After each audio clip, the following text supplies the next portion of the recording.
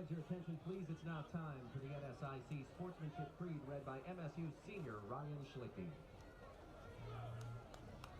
The NSIC encourage and promote good sportsmanship by student athletes, coaches, and spectators. We ask that you cheer for your team, be respectful of the opponent. As Division II student athletes, we support a diverse, inclusive environment, and we commit to fair play, responsibility, and respect. We invite you to support our effort. We'd like to thank the American Legion Post 518 for presenting the colors for today's game. At this time, in honor of our flag and our country and in recognition of those who serve and protect it, we ask that everyone please rise, remove all headwear, and turn your attention to the stars and stripes as we invite you to sing along with our national anthem, performed today by the Thomas Edison High School Choir Group, directed by Stacy Athorn.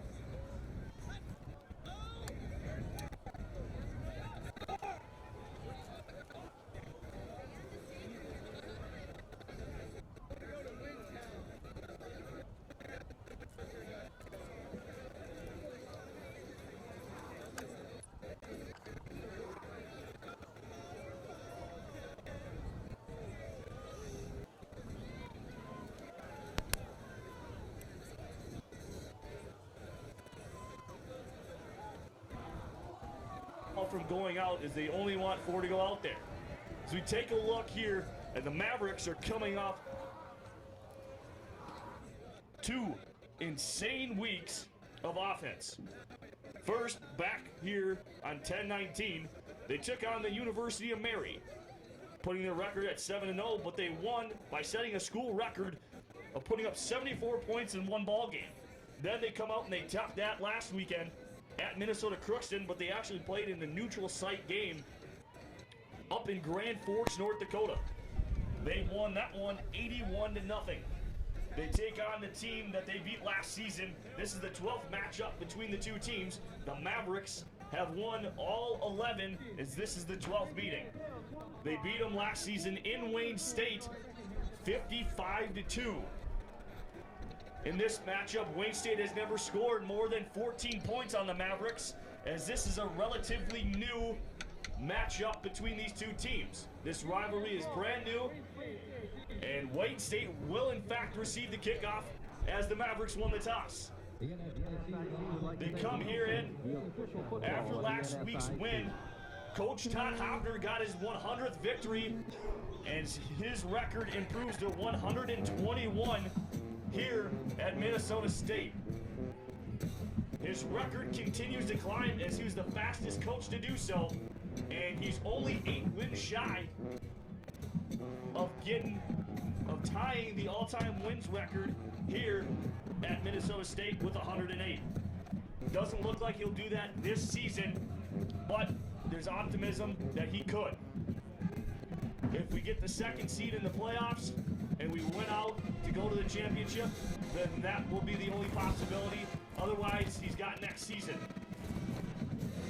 As we take a look at some of the key factors here to this ball game, for Wayne State, it will try to neutralize the special teams and manipulate that secondary for Minnesota State.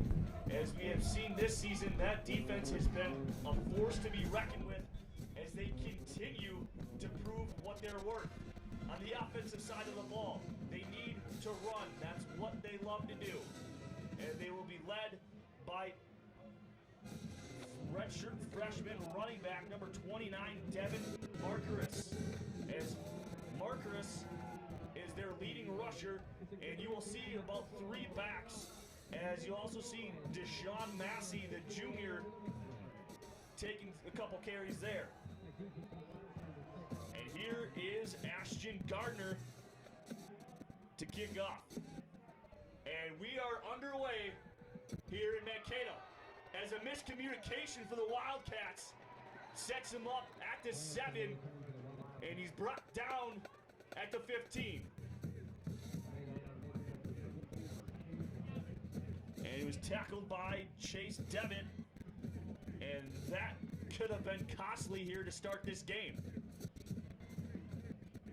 Mavericks coming out. It looks like all the seniors will get the nod for the most part here.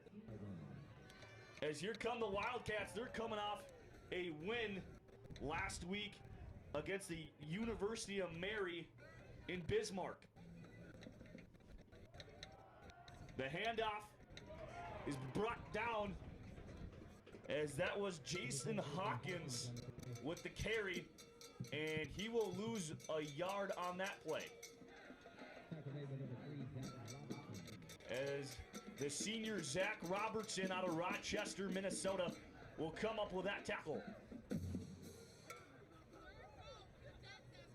And Laius, you'll see a lot more of him this afternoon, as he is that 10 to 11 personnel linebacker, as they'll drop back in zone coverage. Here's Hawkins, receives it, and he's thrown down by Jack Curtis after that first down catch. And right there, Tavian Willis, the redshirt freshman man, gets the nod here, as he's gotten the nod here over the last few ball games for the Wildcats. 3 wide receivers at the bottom of your screen. They don't throw the ball particularly all that often. They're coming out here, and this is exactly one of the things they need to do, as that was a nice thrown ball. And Jack Curtis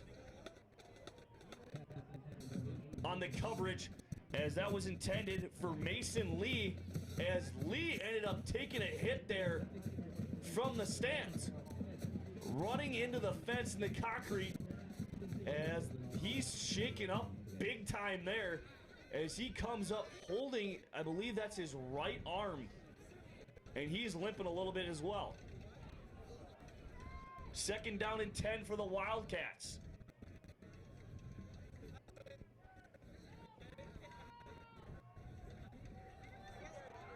And the handoff to Marcus, as he gets his first carry of the afternoon, gains nothing. 3rd down and 10, and this is where they need to convert the most. 3rd downs, whether it's long, short, or whatever it may be, they need to do a tremendous job on converting, as the Mavericks are always locked down on 3rd down. They allow their opponents to convert only 22% of the time, and that is a tremendous mark.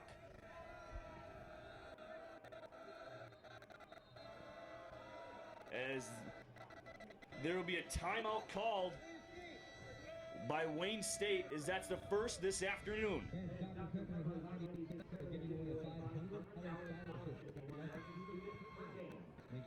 As we take a look at the last few games for the Mavericks, the most points they have allowed this season was the first game at Southwest Minnesota State, only allowing 23 points. But from there on, it's been absolutely locked down. The next highest was the University of Mary when they allowed 17, and the University of Mary ended up scoring 3 points in the second half. They scored 14 in the first, but it was all the Mavericks at that game. And the last few games have been, well, the last 7 points, 3 points, 6 points, 7 points, 7 points, 17 and 0.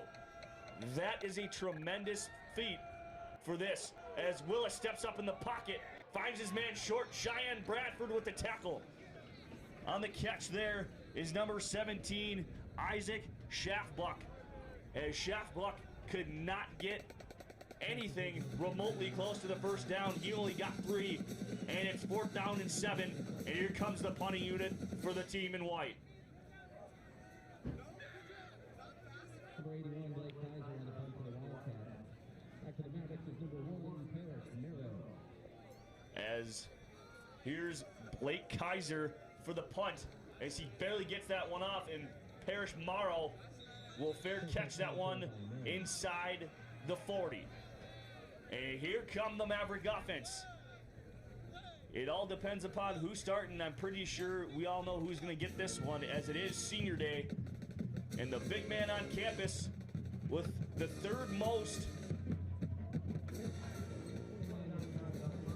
touchdowns in team history and the 6th most in passing yards. He's got over 30 career victories, and that is the man wearing number 5, Ryan Schlichty. Gun the lone back.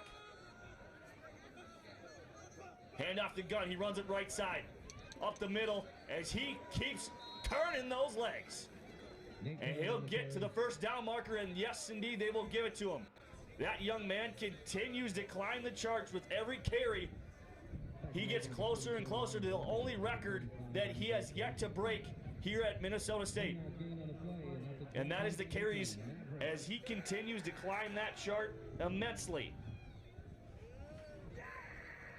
Schlichty finding his fellow senior, and that is Shane Zylstra. As Zylstra, that puts him at 189 career catches, as that was another first down. 10-yard gain on the play. 2 plays, 2 first downs, a total of 20 yards. As the Mavericks come out with their purple buckets, purple jerseys, and black pants. I like these combinations today, as they look pretty fierce. Schlichty finding his back gun, not normally the passing back, but that'll do. As Nate Gunn picks up 6, as he's tackled by Jalen Burgess, as Burgess comes in here with a lot of tackles last week, as he got 8 and leading the Wildcats last week at the University of Mary. Schlichty designed quarterback run. He'll receive some block from his lineman and his halfback. Schlichty comes up and gains 9 yards, and that's another Maverick first down.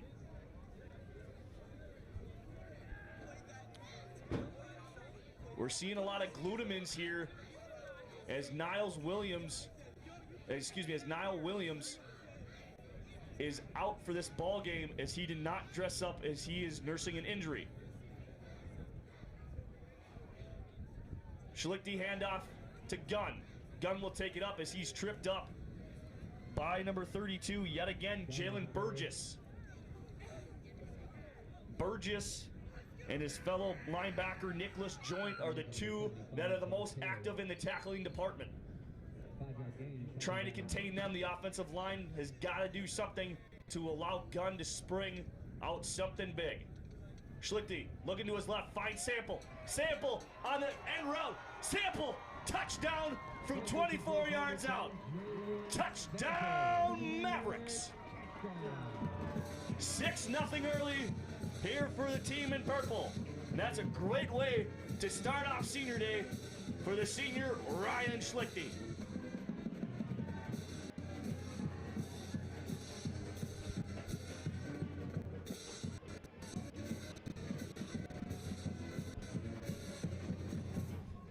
And here comes Luke Williams to attempt the point after Arnold the holder. Snap, spot. Kick went through. New score reads Minnesota State 7. Wayne State Wildcats, nothing. The drive summary on that play was 6 plays, 63 yards, and only took 1:59 off the clock. 2 first downs on the 2 first plays from Gunn and Zelstra. Then the key setup, Schlichting to sample for 24 yards and a touchdown.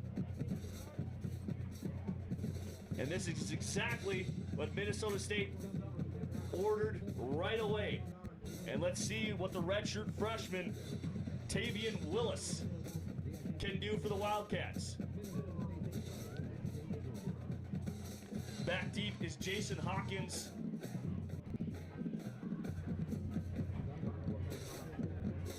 Excuse me, that is not Jason Hawkins. That is number 6, Aaron Wright, and number 7, Javon France. As after the miscommunication, they're going to put some new personnel back deep.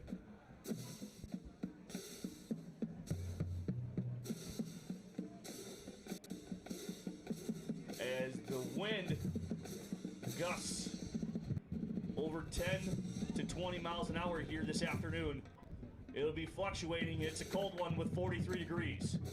This is the frozen tundra of Minnesota. As Javon France will fair catch it inside the 10 as he was backpedaling, had a terrible read on it. And he'll just take it and give his team the better field position than what he probably would have gotten.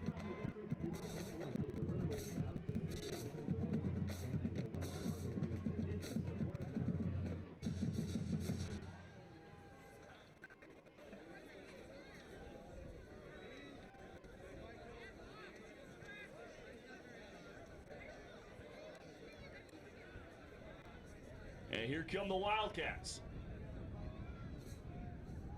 Handoff, stumbles a bit. And that's to Mercuris.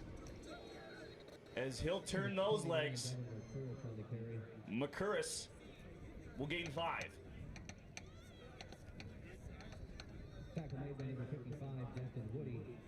And as I mentioned earlier, you will definitely see a 3-back set. But so far, it's only been Mercuris to see some time. As in motion, there's a little bit of confusion, as it looks like Isaac Schaffbuck will go in motion. Tavion Willis looks left, gets flushed out, but Dale Nava and Gettle on the pursuit along with Shepard.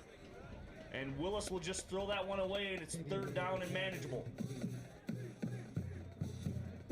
As that was a nice play there by Vidal Nava to shed his blocker and flush Willis out of the pocket, as it looked like he could have had maybe a split second longer, but the coverage downfield was immaculate by that secondary for Minnesota State. Willis looking left, finds his receiver, throwing back, and he will pick up the first as he found Jason Hawkins, as that's Hawkins' 2nd reception, and he's talking crap to Zach Robertson as he broke his tackle. And my goodness gracious, it's going to be a chippy afternoon.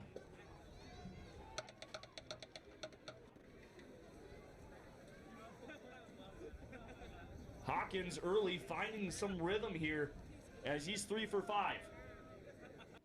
Hawkins will take it himself on the delayed handoff as he breaks through but cannot break the tackle of Cade Johnson as he rips him down for a gain of 9.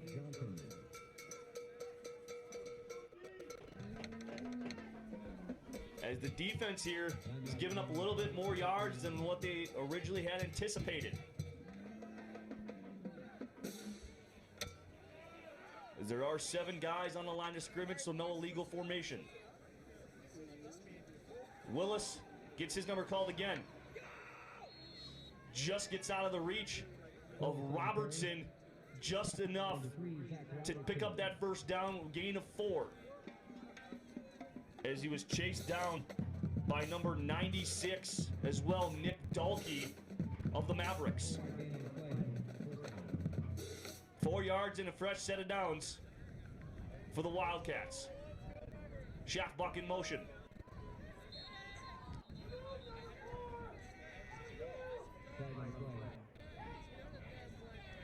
As that will go on Jason Hawkins. And that was a false start.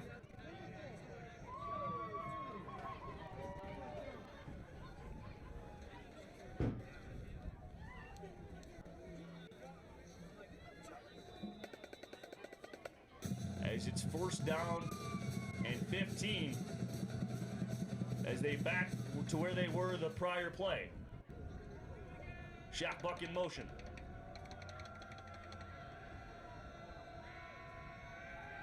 Willis has got time, steps up in the pocket, finds Schaffbuck, but is severely underthrown by Willis. And he had Schaffbuck for most likely a first down, if not very, very close. Incomplete, second down. As that was incomplete. And now it's second down and 15. And these are the plays that teams can not seem to capitalize on this Maverick defense. They get opportunities, but most teams cannot capitalize, especially here at Blakesley Stadium. Willis will take it himself. Gets absolutely nowhere as he runs into a sea of purple. Willis, the ball carrier. Tackled by Cade Johnson and Braden Thomas. Tackle made by number 21, Johnson. As the Mavericks have done a great job tackling here so far early in this ballgame.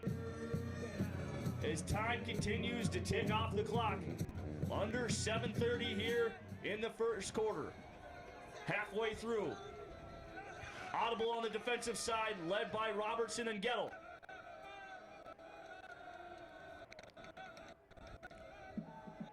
As they come with a blitz, and Willis steps up, looking deep for Hawkins.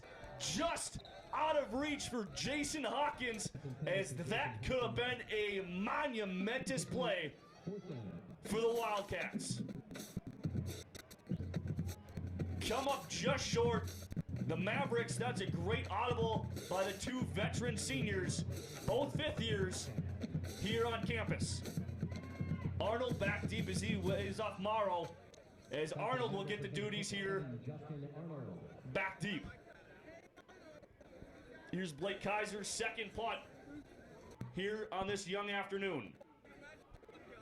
High snap, fumbled, missed, and it looks like the Mavericks will fall on it as a bad snap hurts the Wildcats, and it's fell on by number 55, the senior, Destin Woody.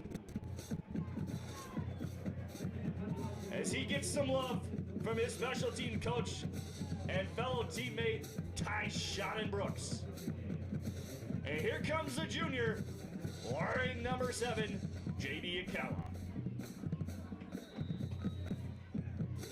Fans, if you are new to the broadcast of Maverick football here on the MBN Network, you will know, well, you will need to note that the Mavericks love to switch up quarterbacks, alternate every series to get their dual quarterback threat, J.D. Akawa, some time, especially when number 5 departs from this wonderful program.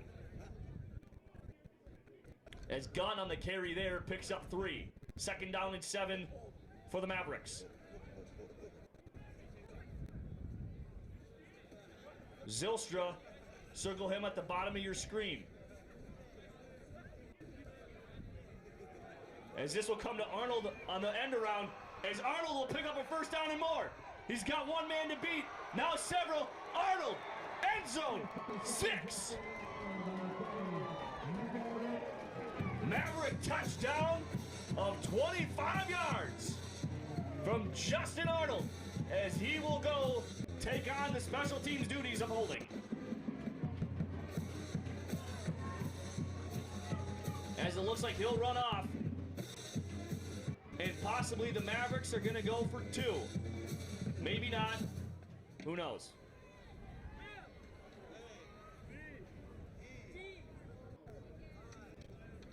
As Brevin Kaiser is out there, and it looks like they're just going to call a timeout.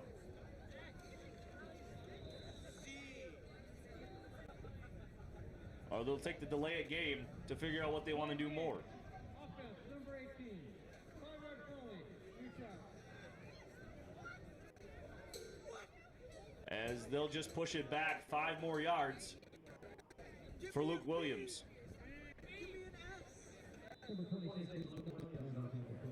The drive summary, 2 plays, 27 yards, 47 seconds taken off the clock. It was a 25-yard rushing touchdown, back-to-back weeks at home for Justin Arnold. And it looks like it's going to be a false start on the Mavericks, and they'll push it back even 5 more.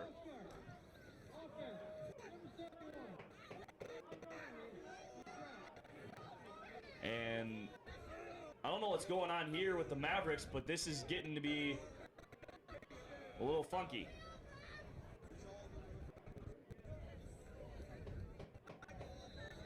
Arnold will do the holding duties. As the 30-yard extra point coming here from Luke Williams. And Williams gets it to go through, but by a matter of feet. New score reads, Minnesota State 14, Wayne State nothing.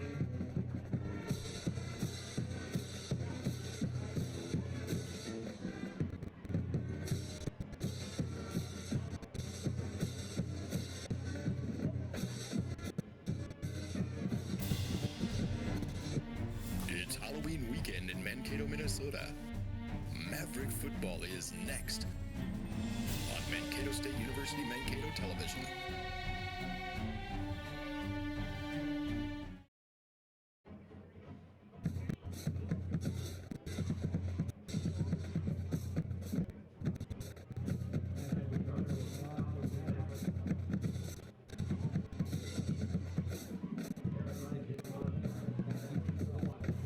Aaron White and Javon France back deep as they will switch sides. And I'll be honest with you, I'm not entirely sure how I like this new rule. Last year I thought it was pretty good, limiting the injuries and allowing the youngsters to do what they do. As here's Aaron Wright, and I'll get back to my point momentarily. As Aaron Wright takes it to the 34, just shy of the 35. And it eliminates the big plays, not allowing them to potentially have that big play, the momentum changer, and it's just kind of, they can do what they want. And most likely, if you don't feel comfortable with it, you don't have to take it out. Because most of the time, the majority, they don't get it into the end zone. So, I have very mixed feelings about that rule, but then again, I'm up here and I'm not an NCAA rulemaker.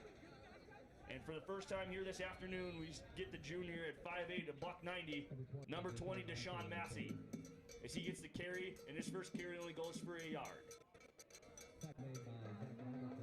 And Robertson and Jordan Berggren, both in their final regular season home game here on the campus of Minnesota State. Robertson's already collected 3 tackles here early in this first quarter as he leads the Mavericks this season with 45. Willis steps up, picked. Robertson looking to return it as Robertson gets dragged down from behind by Grayson Gary. Willis started out really well. Has not found anything in his last 3 attempts. And a pick for Robertson. And welcome to Senior Day. And this first time here this afternoon, we will see number 6, JT, or as I call him up here, Justin Taramina. Taramina the back. Arnold in motion.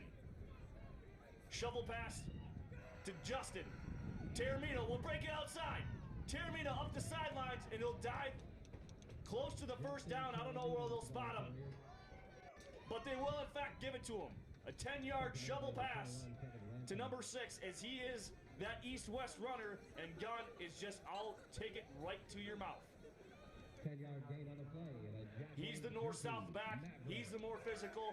Otherwise known, when ESPN was here, he was known as the Tank. Hand off to Gunn. He'll go right up the middle, following Heim. Gunn on the carry. Gunn will get 2, maybe 3, depending upon the spot from both referees. Tackle made by number 94. But they also had a good point for Gunn. Gunn going to the University of South Dakota to start off his collegiate career. They ended up moving him to tailback, and he did not like it out there in South Dakota. Transfers here. Coach Hoffner welcomed him with open arms, and the rest is history as he's writing his own story. And Zylstra catches it inside the 5 for a first down at the 1. And Gunn just continues to climb the charts, and nothing that we have already seen but spectacular. Last year, setting single-season records in Maverick history with 50 yards, over 20, I believe it was 22 or 25 rushing touchdowns. Don't quote me on that, but something I got to clear up after the break. Gunn did a magnificent job last season at the tailback position. Gunn will get the handoff, and he'll burst in the end zone for a touchdown as his lead increases to 20. And 3 different Mavericks have 3 touchdowns. This drive was set up by the interception by Robertson inside the 40, and he returned it to inside the 30. Here comes Luke Williams for the regular extra point this time around.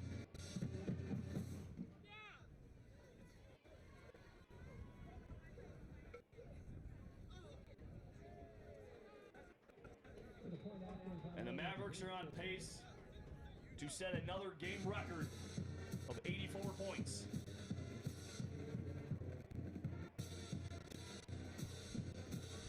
As we look at this drive summary here, 4 plays, 25 yards, a minute 23 taken off the clock, extra point good. Nate Gunn, 1-yard touchdown run, as he continues to climb the all-time stat list, as Mr. Gunn now has 48 career touchdown rushes and continues to climb the charts, as entering the game he had 4,250 on the ground, as he comes in here with 21, so now he's at 4,271, and he's still in 3rd place for carries, as it looks like he could potentially break that carry record here in this season, but he's still got a little bit to go.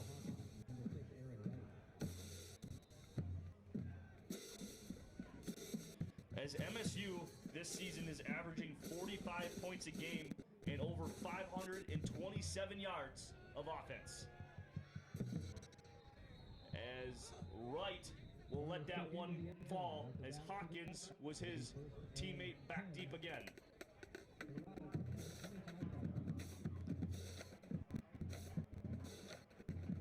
As Wayne State comes in averaging 20.2 points a game and 335 yards of total offense, they average 178 yards rushing and 176 passing.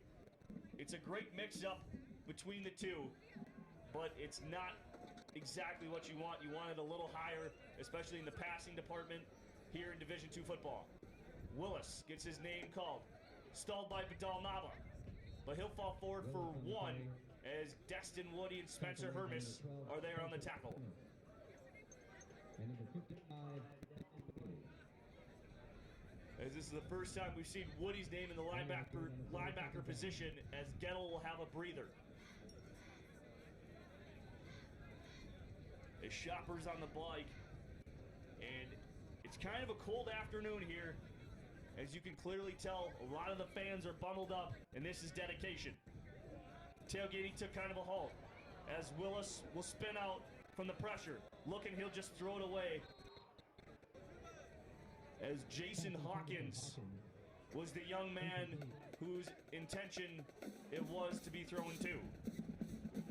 As that was well overthrown, and 4 consecutive incomplete passes from the side of Willis. And this is what I was talking about. Willis has got to start converting, as he started out 3 for 5, kind of hot. And he gets the encroachment penalty by number 96, 94, and 42. But wait a minute, the Mavericks are pointing at the side of Wayne State, so this could be a false start. And indeed it is. Got a little too ahead of myself, as a hard count fooled the offensive line. 3rd down and long here for the Wildcats. They have 14 yards. They got to get to at least the 35 to pick up the first.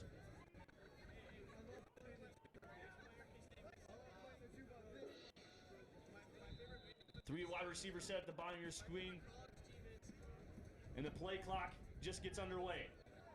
Willis, complete miscommunication, as it was intended for Jason Hawkins.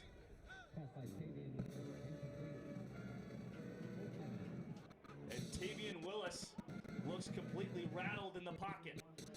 And the frustration on the side of the Wildcats is mounting immensely here early on.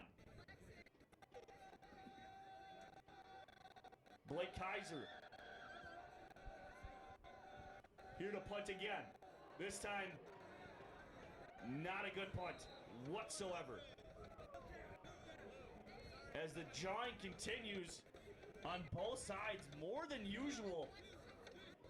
And the Mavericks are just kind of owning it at this point. It is just not a very well played ball game so far here to start out for Wayne State. As the fans are displeased with the marking of the football.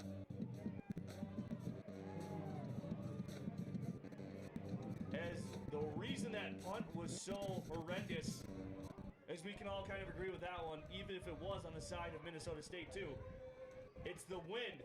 The wind completely took it, as J.D. Akawa will get his number called, as he'll run to the sideline and get pushed out of bounds. As the ref will have to break up the talking that is going on that sideline. The frustration just is clearly visible, and the Mavericks know it. Akawa will be rushed out. Receives a block from Gunn. He'll continue to run as he steps up and will step out of bounds right after the first down marker inside the 25, and that'll move the sticks.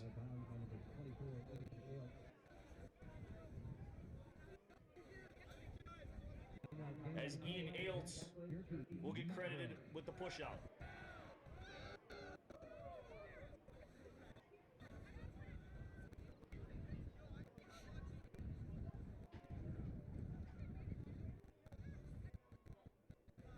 Akawa, designed QB option, as he's met immediately by, I can't really see the number at the moment, and that's number 75, Josh Taylor. As that's a loss for Akawa for 1, and it pushes him back a yard.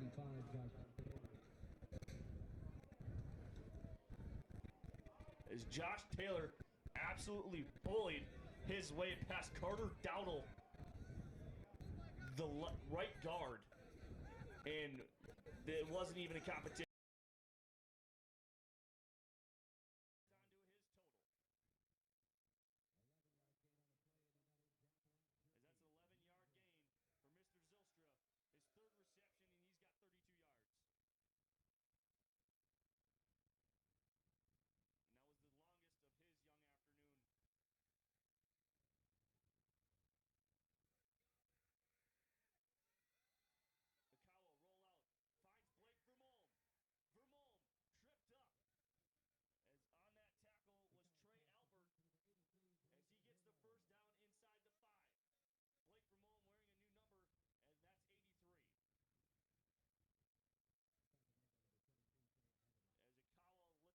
the bench to receive the play.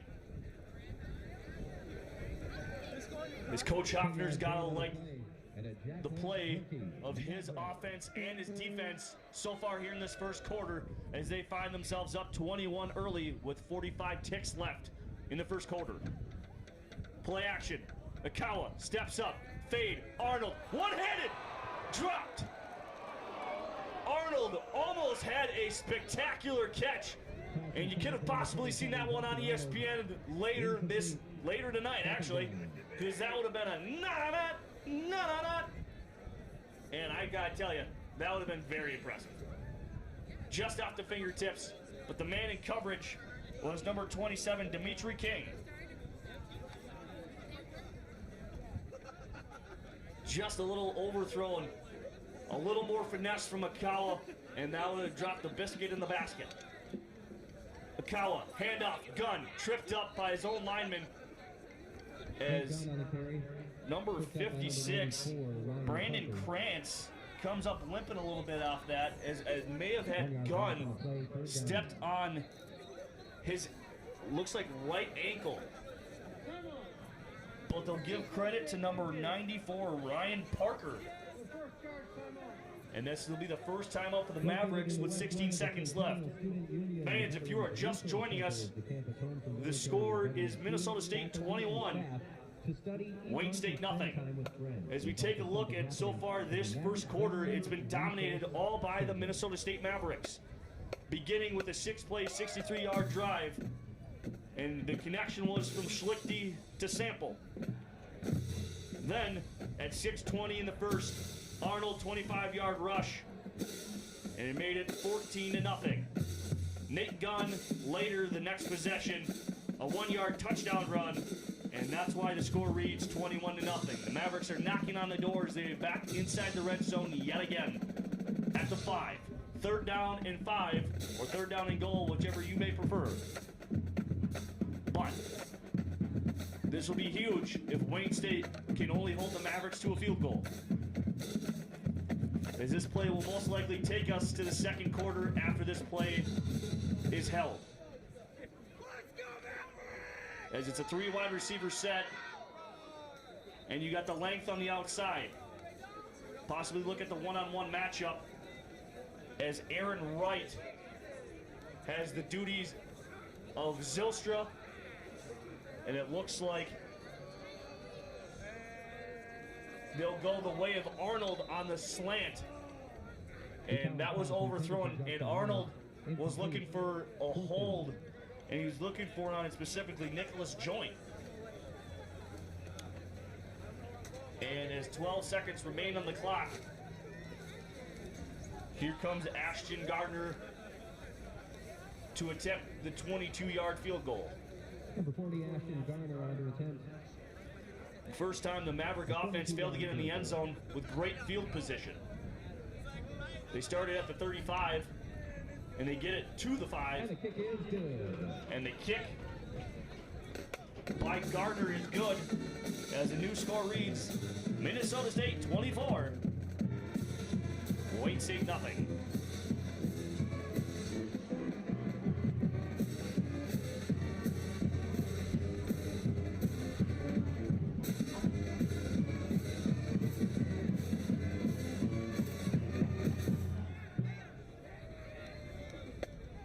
MSU Athletics.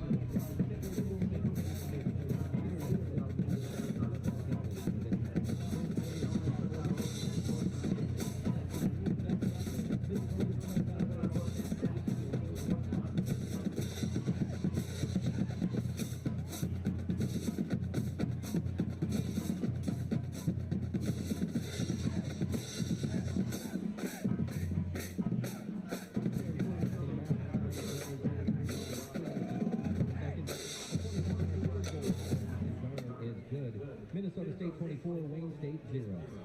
Gardner will kick off for the As we take a look at the drive summary here for the Mavericks, Minnesota State had their longest drive play-wise and time-wise on that last possession of 9 plays, 30 yards, and 2 minutes and 43 seconds.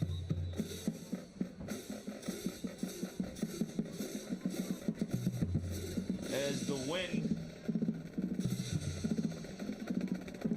throws the ball back to the grass.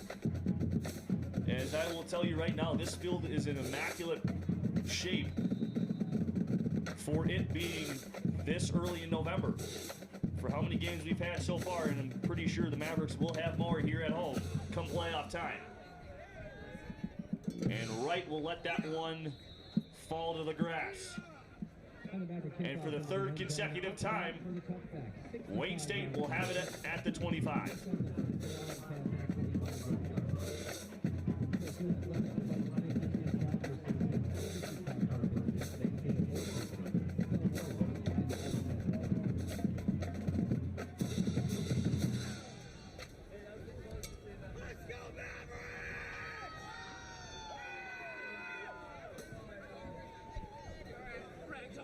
Willis, Hawkins in motion. Willis, handoff. And that is to Lorenzo Logwood. As Logwood gets back to the line of scrimmage, but nothing more. And that will be the last play of the first quarter. Your 8-0 Minnesota State Mavericks find themselves up 24-0 on the 3-5 Wayne State Wildcats. That concludes the first quarter. Here at Blakesley Stadium, you are watching Maverick football here on the NBN Network. Blakesley Stadium's 20-yard line as the Alumni Association would like to welcome the 2019 Distinguished Alumni Award recipients. Distinguished Alumni Awards honor alumni who have enhanced the reputation of the university through their actions, hard work, and achievement. And today we want to recognize these individuals. This year's Distinguished Harold J. Figueroa Service Award winner is a professor of finance and has been teaching here since 1991. He's from the class of 1982, Dr. Stephen Wilcox. The Distinguished Young Alumnus is given to the Vice President of Health and Clinical Services at Ecumen. He's made a tremendous impact through his career as a nurse and a healthcare leader. He's graduated in 2011, Brett Anderson. This year's Distinguished Achievement Award winner is the 2019 Minnesota Teacher of the Year. She's a math teacher and advisor for the Black Pride organization at South St. Paul Secondary School. She's from the class of 2001, Jessica Davis. And fans, get on your feet for the Pub 500 t-shirt toss. Make sure to stop by Pub 500, a great place for gathering. Thank you to Minnesota t-shirts for today's game. And thank you to the Minnesota State Foundation for providing the Gatling Bug that has been used throughout the season. And welcome back to the start of the second quarter as Logwood gets one of the biggest runs so far for the Wildcats in this ball game, as that's a gain of 6. Number 3, Lorenzo Logwood on the carry.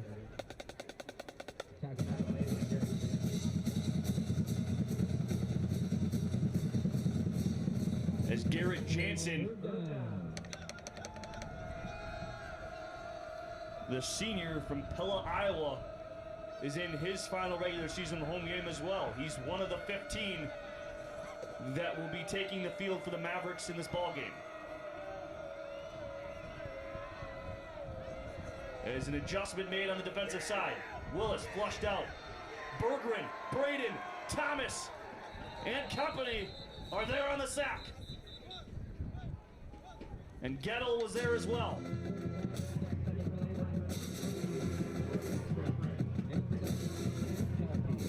As Dalkey and Berggren will be credited there with the sack. As Arnold and Parrish Morrow are both back deep for the Mavericks. Back for the Mavericks, number 1, Parrish Morrow. Number 27, Justin Arnold.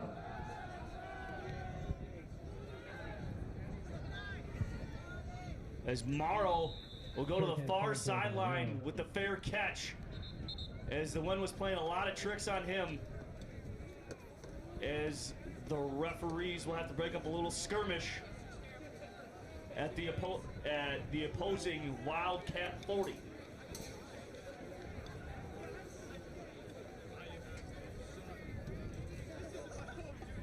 35 yards on the punt, first down, and 10 for the Mavericks at the 41-yard line.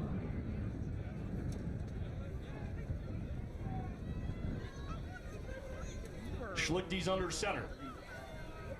Vermolm in motion. Play action. Schlichty finding Zylstra. Zylstra trying to make a move upfield. Zylstra breaks a few tackles up the Maverick sideline and down inside the 25. And they'll give him credit to the 20. Schlichty from Zylstra. Oh, excuse me, Zylstra from Schlichty. As that goes for a 49-yard gain. And first down and 10 inside the red zone. For the 5th consecutive trip, the Mavericks find themselves in the red zone yet again. Schlichty, roll out.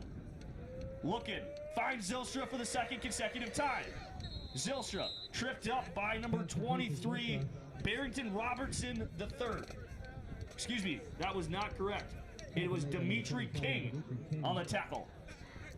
12 yards gain on the play and a Jack Link's jerky. Maverick.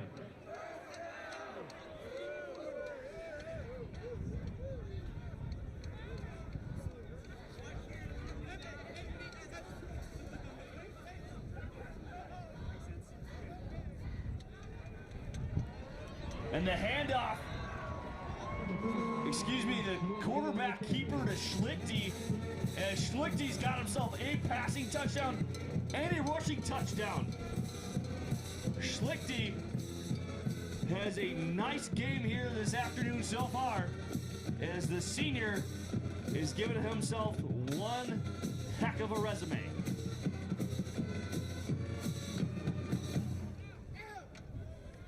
As Schlichty on the 8-yard run, 3 plays, 59 yards. The biggest were the 2 pass connections to Mr. Shane Zylstra. Luke Williams, point after, is good. It's good.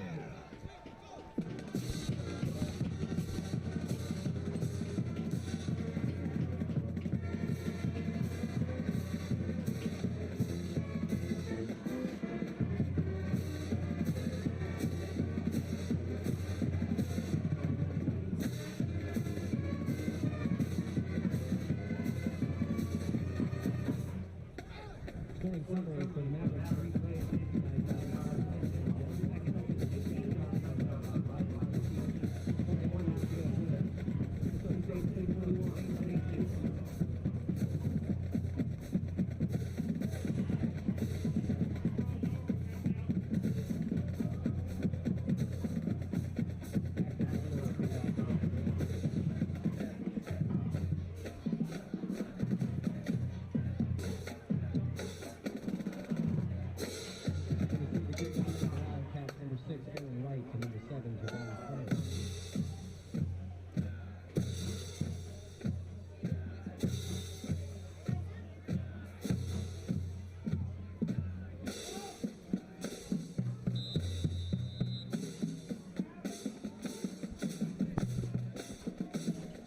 Here's Ashton Gardner to do the duties of kicking.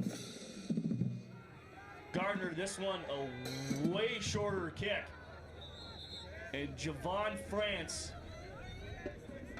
that was pretty scary on that end, as he will get credited at about the 33-yard line, as he had a dive to catch that one, as the wind is playing a huge factor, as you can see on that kick.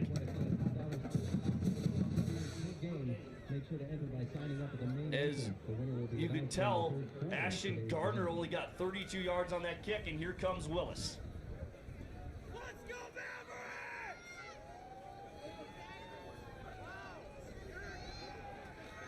Oh my goodness. Robertson, a man amongst boys out there, as he completely takes down Devin McCurris on that one. But McCurris does pick up 3. 3-yard gain on the play, 2nd down.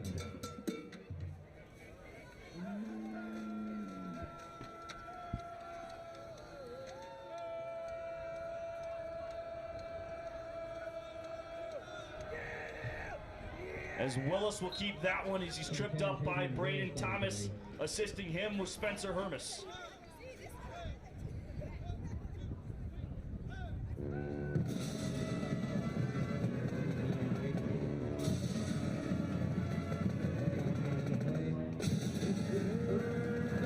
As this is a big 3rd down, as as the Wildcats need to find a way to convert.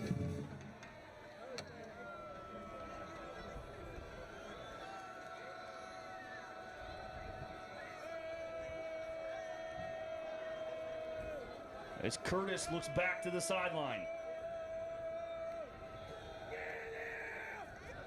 As Willis is flushed out, there's a flag on the play, and it could be holding.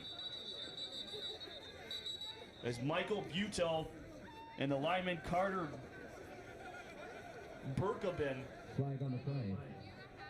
got a little bit of a tussle, and it looks like it will be, in fact, holding on Wayne State.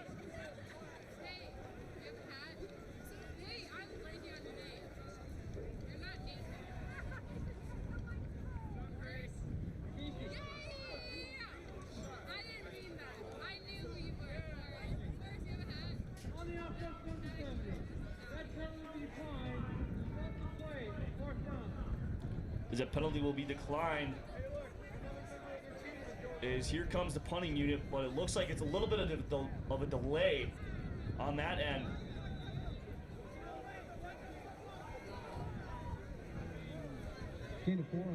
As Wayne State had a little bit of a delay of what they wanted to do. And back is Parrish Morrow and Tyshawn Brooks.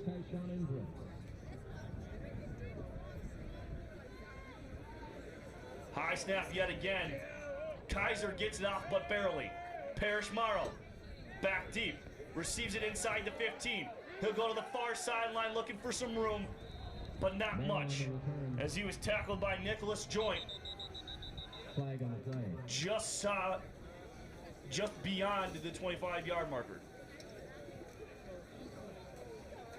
As this could be a potential legal block in the back. Block in the back on the return team, number 55. 10 yards to foul assault, first down. And that's called on Destin Woody, and that'll be 15 yards backwards for the Mavericks. And Akawa will have the furthest to go out of both quarterbacks so far here this afternoon, as he'll have to start his job from the 11.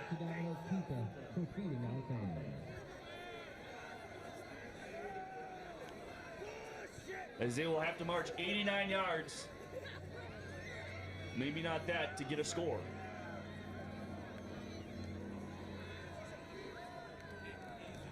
Fans, if you are just joining us, as I mentioned earlier, we have 15 seniors, and I will go through them momentarily. Akawa, design QB run. As Akawa will take it, steps up, gets hit at the first down marker, but yet will pick up some more. As the initial hit was put on by Ransom. And cleaning that one up is Jalen Burgess. And the 15 seniors for the Mavericks, a cornerback number 1, Parrish Morrow. Linebacker number 3, Zach Robertson. The QB number 5, and the captain, Ryan Schlichty. Cheyenne Bradford, a cornerback, safety, Spencer Hermes. Quarterback, Jack Curtis. Tailback, Nate Gunn. Wide receiver, Justin Arnold. Defensive end, Jordan Bergeron. Linebacker, Alex Getto. Linebacker, Destin Woody. As Akawa's pass to Zylstra was incomplete, as Zylstra kind of got tangled with his footwork there.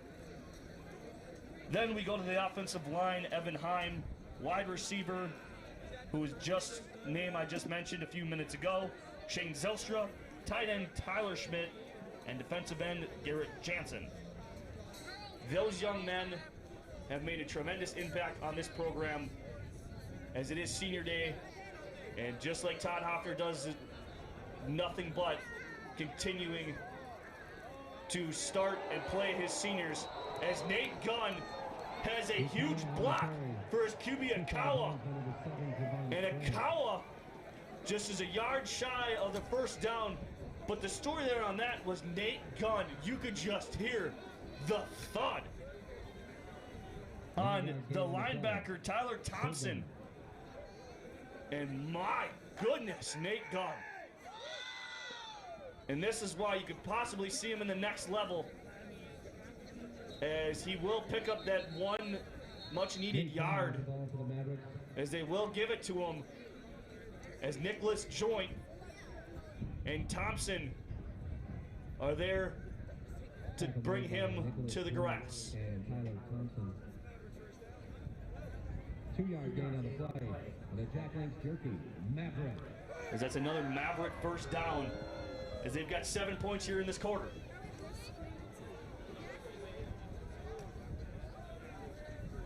As the clock continues to move, here's Ikawa, handoff gun up the middle. Receives blocking from his lineman. Nate Gunn on the run. And here he goes, there's a flag thrown. And it looks like it's gonna go against the Wildcats. And it looks like it's gonna go against number 90, Richard Stevenson.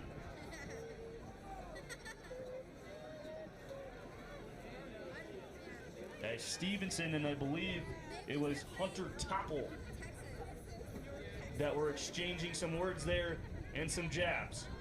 Unsportsmanlike conduct. Number 90 on the defense. Number 90 first. Unsportsmanlike conduct. That penalty result in the first down. As that's his first, and if he gets another one, he will be thrown out of the ball game.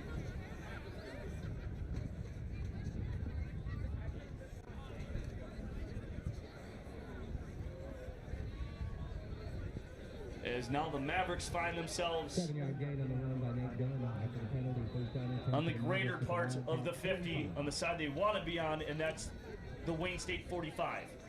Handoff Gunn. Gunn will pick up 3. First one to meet him there was number 45, MJ Blankenfeld. Tackle made by MJ Blankenfeld and Ryan Parker. And Ryan Parker was also there as well. As we take a look at the quarterback, Schlichty, 6 for 6, 100 yards passing, and a touchdown through the air. His longest was 39 yards. Then we take a look at the ground game. Schlichty also adding 2 attempts for 18 yards. Ikawa finding Gludemans. Gludemans will turn upfield, and Gludemans will pick up that first down and then some. As Parker Gludemans will get his first reception here on this young afternoon. And a Jack Link's jerky, Maverick. As Gludemans gets 10 yards on that catch and run.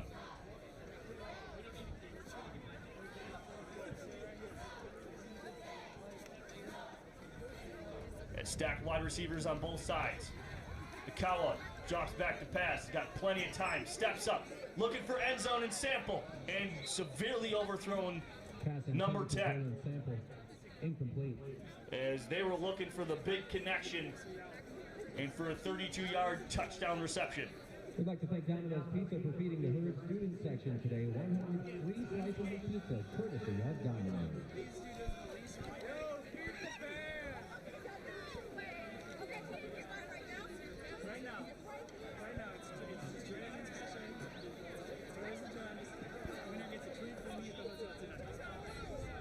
And here comes second down and 10. Ikawa looking for the tailback Gunn. Gunn looking to shed a tackler, but he cannot quite get away from number 9, Caleb Danner.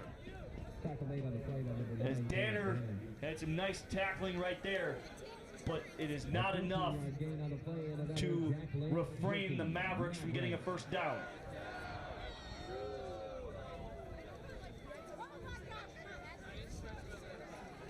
Ikawa, fake handoff, looking for Arnold on the fade, as that was a tremendous catch, but they will say no catch, as number 55, Tyler Thompson, was a free rusher and put an absolute hurting on Ikawa, and that's something that I have seen from Ikawa that has really impressed me, was his presence in the pocket this season, his ability to see the play through and not relying on his legs for immediate relief.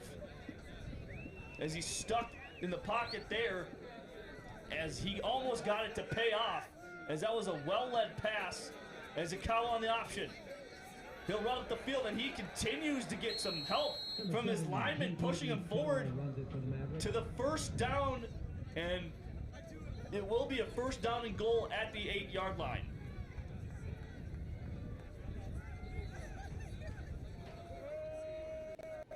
Tackle made on the play by number 55, As Tyler Thompson. we are more than halfway through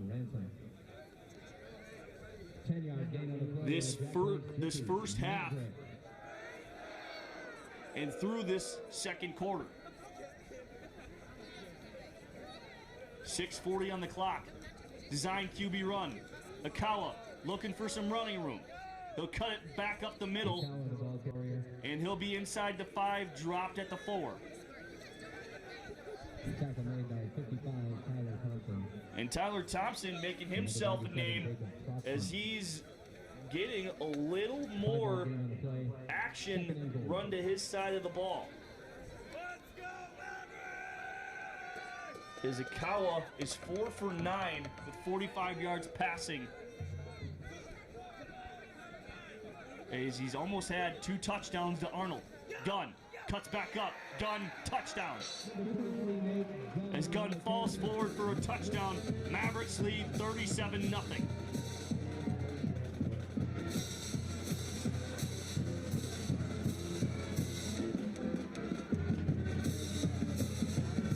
The continuation of this domination is remarkable on the side of the Mavericks.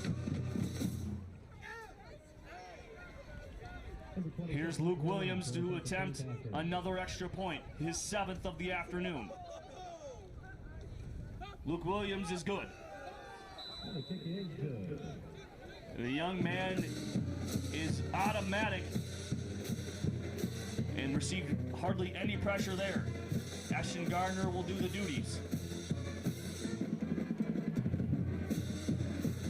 As we take a look at this drive summary presented by MBN Sports and the Maverick Communications Department.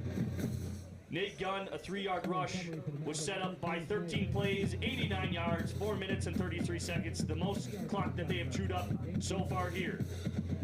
But it was aided by an unsportsmanlike conduct penalty on number 90, Richard Stevenson, a defensive lineman, on Hunter Toppel, as they got into a little bit of an exchange, and it benefited the Mavericks greatly. Fans, if you are new to this, here on the campus in the communications department, we have started what's called the Maverick Insider. The Maverick Insider is a podcast, or otherwise known as a YouTube channel, that we will be now presenting at halftimes and a little bit of spurts throughout Maverick sports. We will be getting you meet and greets with athletes throughout the week. My first week, I sat down with Mr. Alex Gettle and Ryan Schlichty, the natives of Mankato, and especially Mankato West. Then, this week, at halftime, you will most likely see Mara Quam and Dana Schindler, women's volleyball players here on the campus of Minnesota State. As Gardner will kick it to the 22. Here's Jason Hawkins. He's going to hightail it to the opposite end. He'll only pick up about 5, maybe 6, as he's run down at the 30 by, I believe that's Caleb Sleazer and Parrish Merrill.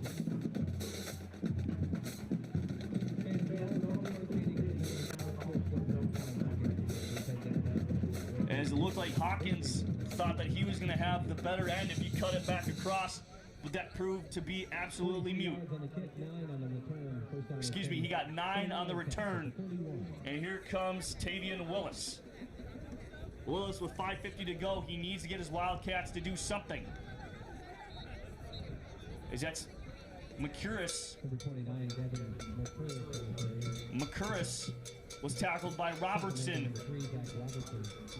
As Robertson continues to pad his stats, as he shows why he's the leading tackler on the defensive side for the Mavericks, as Robertson's got himself 6. As he led the Mavericks last season with over 70 tackles and is leading the team this season with almost 50. As he's just a few shy. Willis, fake handoff, pursued pressure by Badal Nava, and that's Kaluski. As Willis will run out of bounds, only gaining 2, as the pressure was Josh Kaluski and Badal Nava.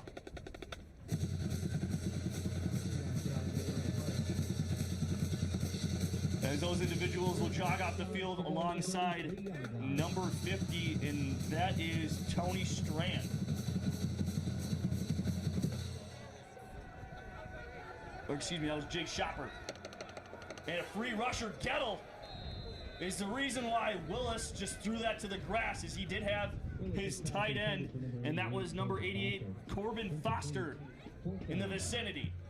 But Gettle was ready to put an absolute hurting down on Willis. As Coach Glow, or Coach Glogowski, is absolutely pumped up for his senior, the Mankato native Alex Gettle. Here's Kaiser, yet again back to punt. Kaiser, we have seen his name so far, as Kaiser's on his 5th punt, and that is corralled by Parrish Morrow, as he gets brought down by several Wildcat special teams players.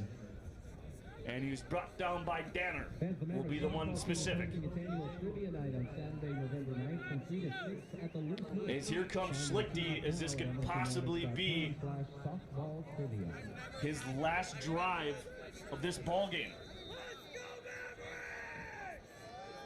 As I got to give our hand to our technology department, as they have done a tremendous job here so far in this game with the technology and the improvements, as we are steadily climbing that chart. And it's just wonderful to see from this, and as I see it day in and day out, from day one, the improvements here on the campus of technology-wise, and the steps forward they try to take to introduce athletes to the fans. It's a tremendous thing to be a part of, and I'm proud to be a part of it. As Schlichty, to his fellow senior Shane Zylstra, they will pick up 13.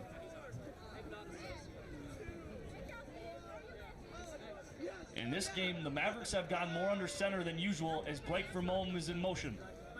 Handoff Gunn up the middle. Gets tripped up as he stumbles ahead for about a yard more, and he'll gain 4. Tackle made by number 21, Kevin Ransom. As Kevin Ransom was there on the tackle, and Shaq Patty. 5-yard gain on the play. Second down. As Gunn so far has had himself an okay afternoon by his standards, but we'll see here on the offensive side as Nate Gunn has 41 yards, but Akawa leads the Mavericks in rushing with 45. Schlichty receives time.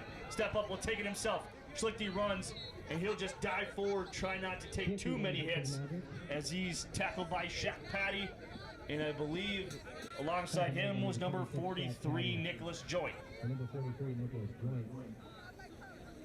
As that will move the sticks for the Mavericks, as Schlichty continues to chew up clock. He's going to try to take as much time off as he can, but yet maintain pace. Schlichty, handoff Gunn. Gunn will take it up, and is met immediately by, I believe that's number 55. Yep, that's Tyler Thompson. And Gunn will pick up 4. Tackle made by number 43, Nicholas Joint. And Nicholas Joint will be there again, as Joint 3-yard gain on the play, second down. Finds himself climbing the stat charts as well. As Nicholas Joint has 7, Kevin Ransom has 8, Thompson is in 3rd with 4. On the side of Minnesota State, Zylstra's got 6 receptions and 97 yards. They look his way again, and the for sure handed Shane Zylstra surpasses 100 yards yet again in his career. Shane Zylstra with that catch gives the Mavericks a first down and a fresh clock. As that's 9 yards for Mr. Shane Zylstra as he goes to 106 and 7.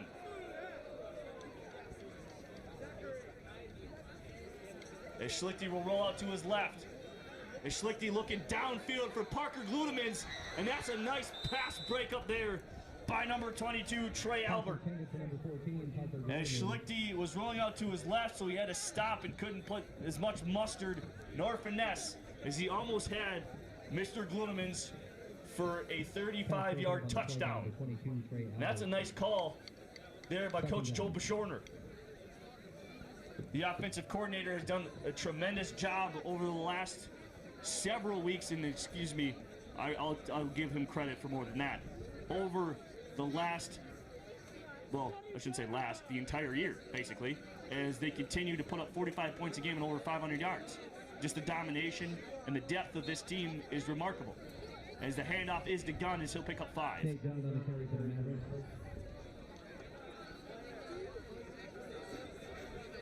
Tackle made by number As it's 23, 3rd down and 5, and the Mavericks have not found themselves in 3rd down, 5-yard gain on the play, 3rd down.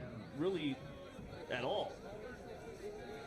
As we look at the team stats, in 3rd downs, the Mavericks are 1 of 2, and this is their 3rd time facing 3rd down.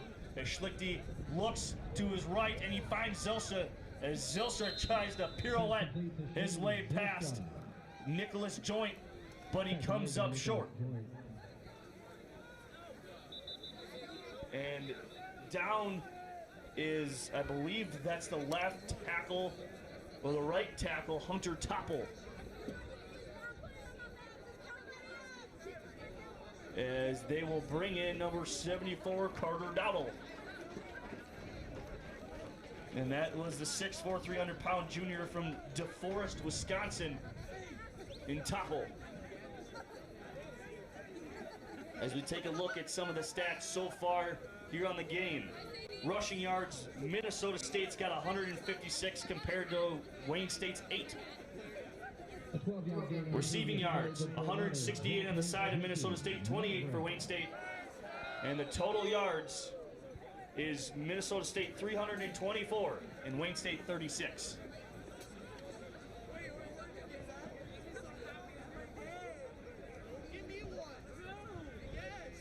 Minnesota State has ran 43 plays. This will be number 44. Zylstra looking left, or Schlichte looking left. Will not, and he'll take a hit and go down by Shaq Patty. Ryan Schlichte, the ball carrier. Tackle made by number 26, Shaq Patty. As the clock is close to a minute, as it stopped at 1:05. As some of the student section has already departed from Blakely Stadium, as they can already assume about what's happened here, but I'm not going to jinx it, as there's still a lot of ball game left to play, and this is sports, and we have seen more dramatic things than this. Schlichte drops back to pass.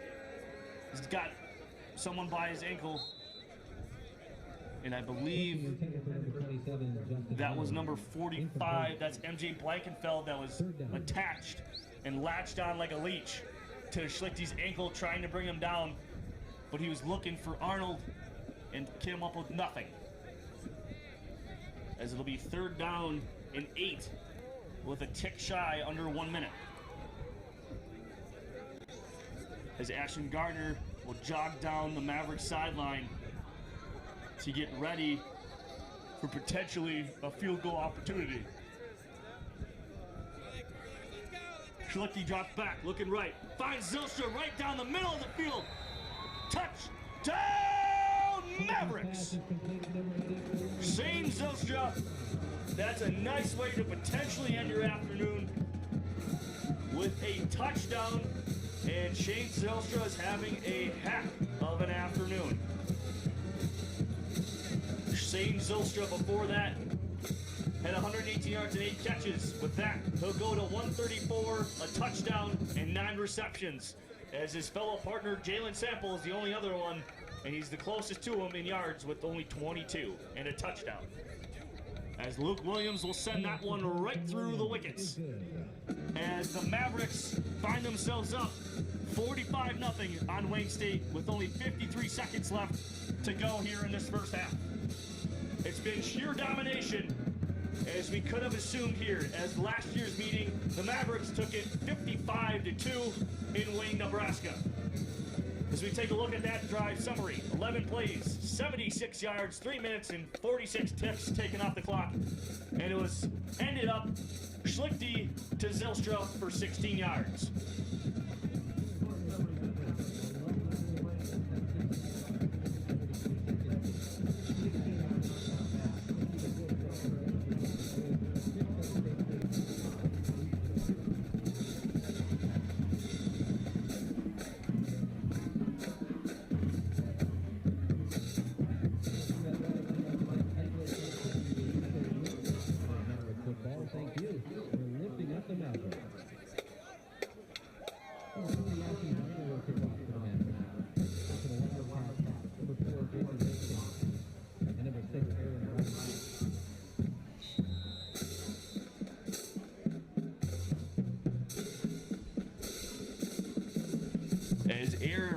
Jason Hawkins are back deep.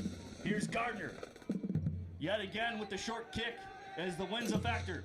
Hawkins will take it from the 22. Not doing his usual duties like last time. As Alex Gettle was trying to get up, and it looked like Caleb Danner was trying to help out his teammate there as he was trying to hurry up Gettle to get him off.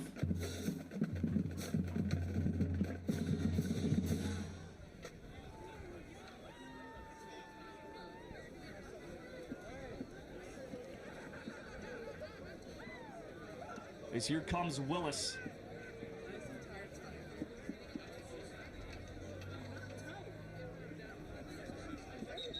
And company as time will stop.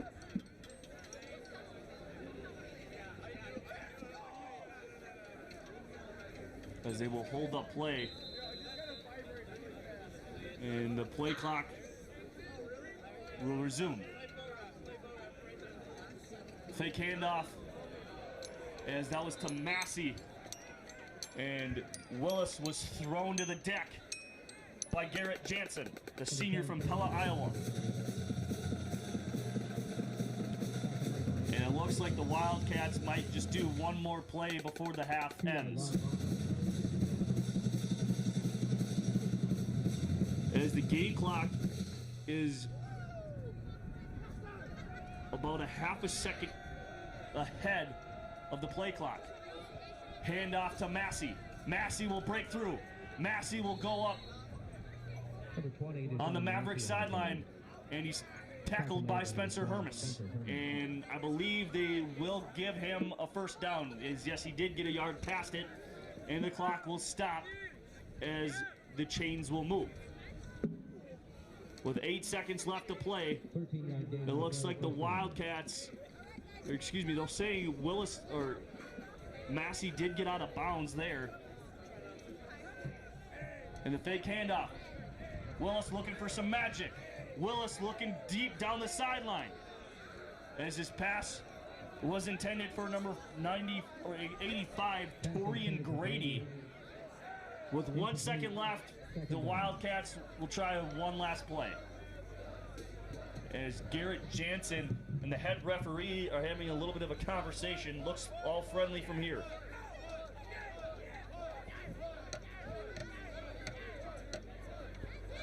As Garrett Jansen and Destin Woody will be replaced by some fresh legs. Fake handoff.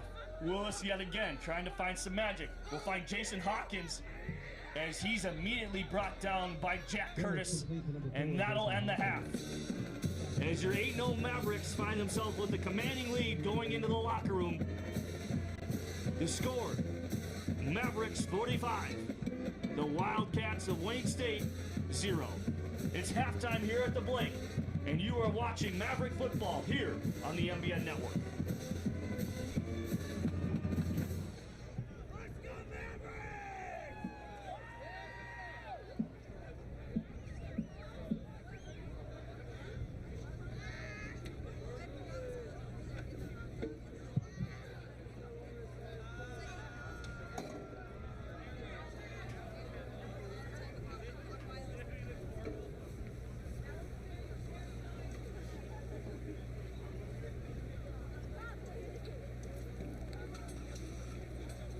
Fans, we ask you to direct your attention to midfield where Director of Athletics Kevin Beisman is surrounded by members of the team working on the completion of the Maverick All Sports Dome. After many years on the drawing board, countless hours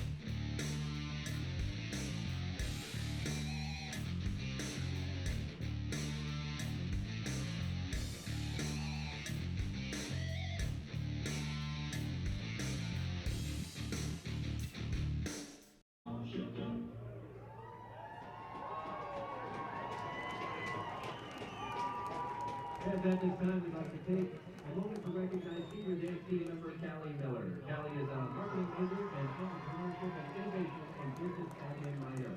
This is her 4th year with Maverick Dance Team. Callie's bubbly personality and leadership are just a few things that make her so amazing. Thank you, Callie, for all you do for the team.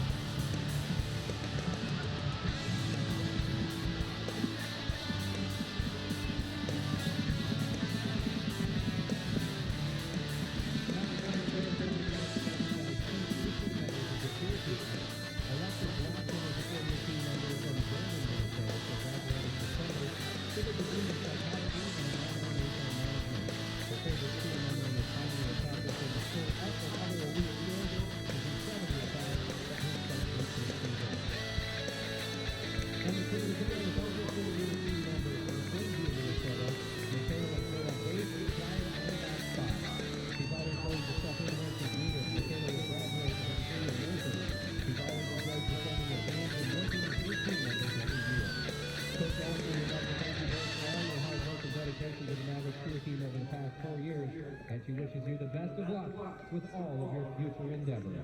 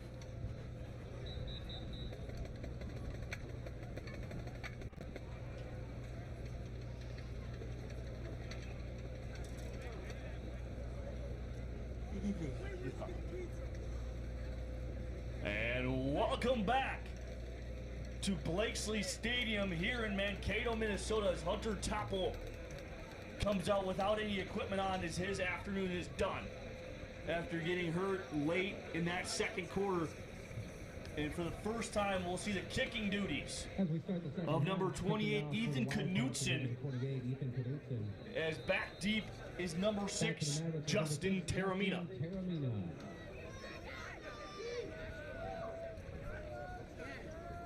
And it looks like it'll be Brevin Kaiser, the QB for the rest of this ball game for the Mavericks.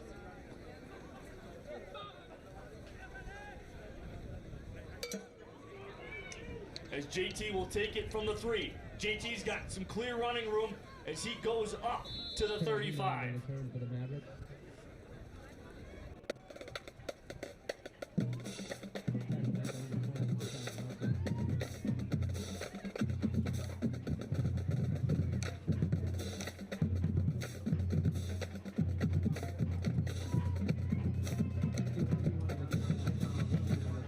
First down and 10 for the Mavericks at the 35.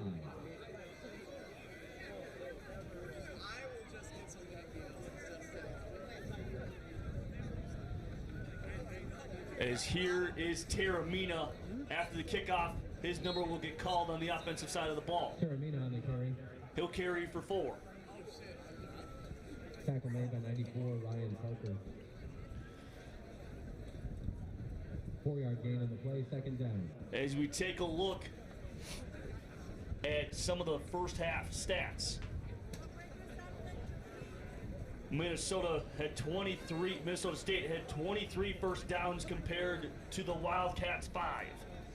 158 yards of rushing and passing, they had 196. That's the first time this season that their passing has outled their rush in the first half. Kaiser looking, and he finds Cullen Gahagan on the far sideline, and Cullen Gahagan will go out of bounds, and that'll get the first down for the Mavericks. Schlichty and Akawa's days are both done, as Schlichty recorded a 10 for 12 on 151 yards and 2 passing touchdowns. 1 to Sample and 1 to Zylstra. Then we take a look at Akawa. He went 4 for 9 with 45 yards. But alongside Akawa's 45 passing yards, he had 47 rushing yards. Nate Gunn's afternoon is done with only 48 rushing yards and 2 touchdowns.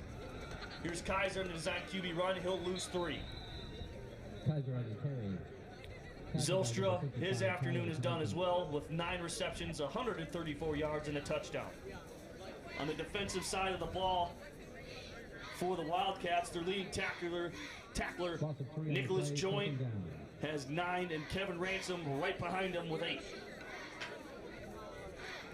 Time of possession was a big factor here, but it was so close. The Mavericks didn't have the ball very much, nor did the Wildcats. It was pretty even and not really domination on that side, but Mavericks had it for 16-12.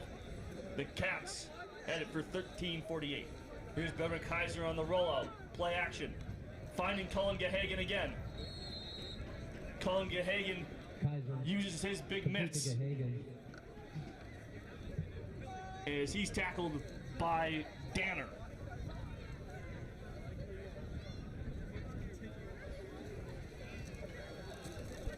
As this game rolls on, the Mavericks will just play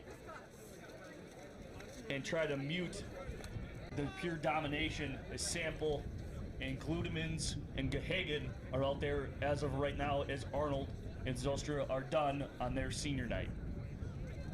Zylstra had one of a heck of an afternoon for his senior night, as Brevin Kaiser was looking for Sample, and it looks like there's going to be a defensive hold possibly, as Kaiser was down. He fumbled the ball, but there was a flag prior to him being down, and this could go against number 26, Shaq Patty,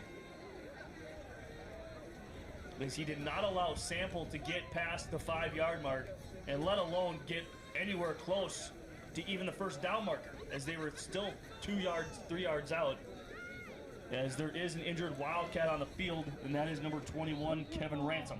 Defense, number 26, Andrew Page, 15-yard penalty, first down. as it'll be a hands in the face penalty on number 26, Shaq Patty.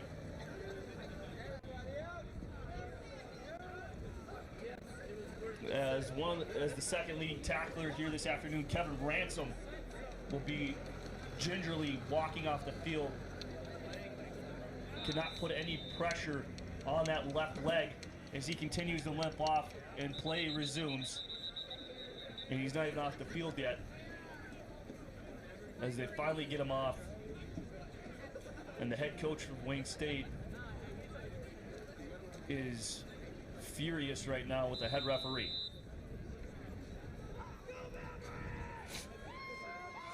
As 3 minutes have already gone by here, here's Brevin Kaiser. Fake handoff to Taramina, and Kaiser will just throw that one away as he received pressure from number 45, MJ Blankenfeld. Second down. And I will tell you this, Blankenfeld, Joint, and Ransom have been so far the best assets on the side of the Wildcats. As MJ Blankenfeld is a defensive lineman, 6'3", 235 senior out of Omaha, Nebraska. So he's close to home, and that's got to be nice for his parents. Here's Kaiser, receiving pressure, looks back left, finding Blake Vermont, touchdown!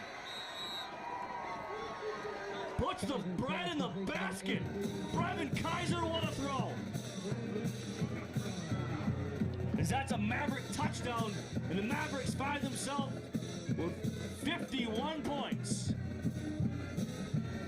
And here comes the 7th extra point attempt here by Luke Williams.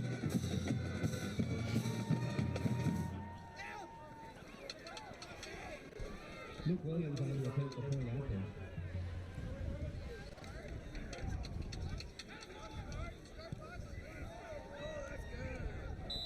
As the extra point is good. Take a look at the drive summary. Is Minnesota State scored 24 points in the first quarter, 21 in the second, and they got 7 here early on in this third quarter. There was a nice run back that set up this whole ordeal, and also the hands to the face penalty on Shaq Patty that gave the Mavericks 15 more yards, and that's the second 15-yard penalty on the Wildcats that aided the Maverick drives.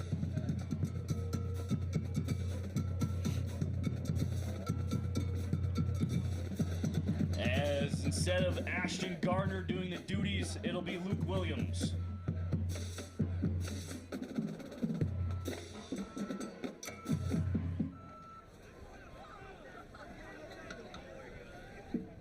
As 3 minutes and 14 seconds were taken off the clock. Let's go, Maverick!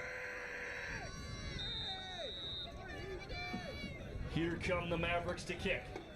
Back deep, Jason Hawkins and Aaron Wright. There'll be a squib kick by Williams. And I can't see who corralled that right away, as that was number 32, Jalen Burgess.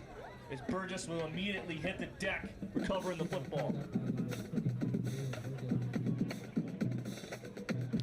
As we take a look at that last play that last drive for the Mavericks, it was 7 plays, 65 yards, 3 minutes and 8 seconds taken off the clock.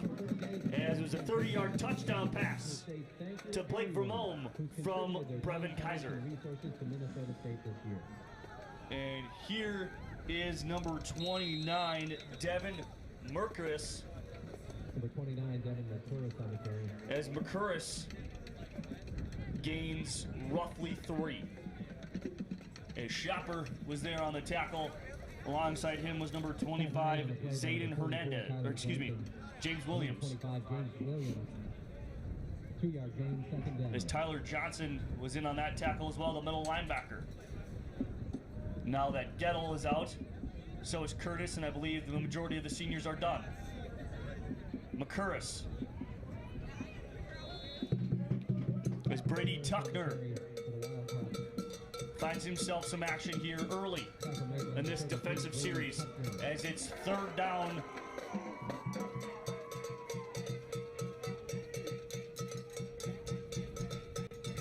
2-yard gain on the play, 3rd down and 6. As it's 3rd and 6 for the Wildcats.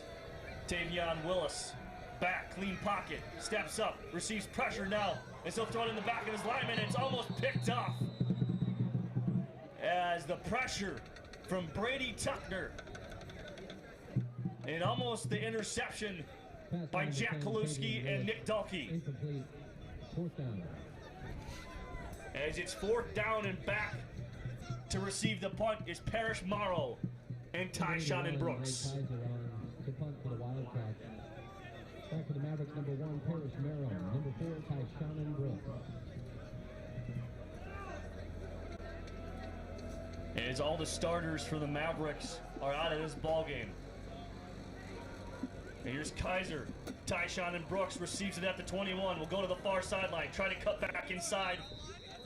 And he falls short of that task as he's dropped down at the 36.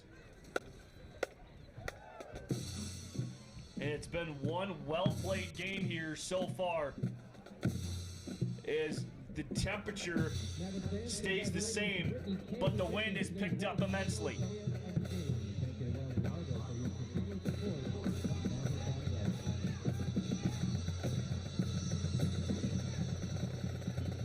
And here comes the Maverick offense.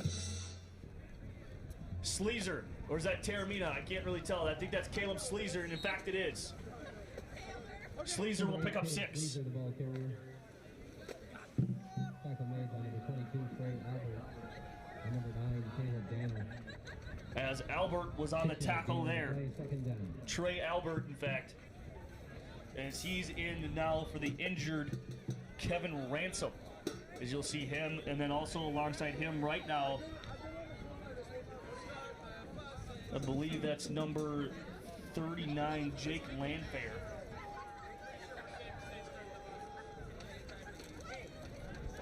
Handoff. Taramina. Taramina bounces it outside, and he's forced out by number 6, Aaron Wright. Number 6, Justin Taramina on the carry for the Mavericks. As Sample and Wright were having some exchanges, and the referee will step in there. As Sample did not like what Wright just did there in hitting, it seemed like Taramina after he went out of bounds. 9-yard gain on the play, and a Jack Link's jerky, Maverick.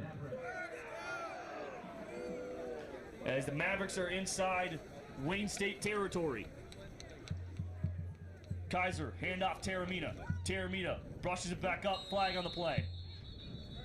Taramina on the carry. As we'll take a look. Flag on the play. As it was number 97, Jacob Protzman,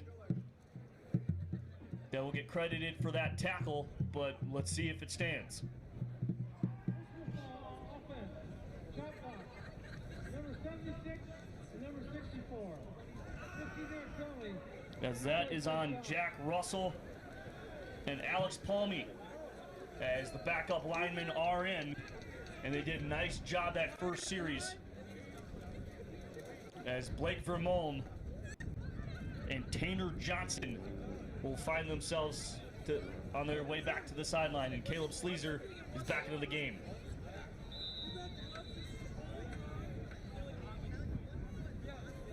There's a lot of new faces out there for the Mavericks.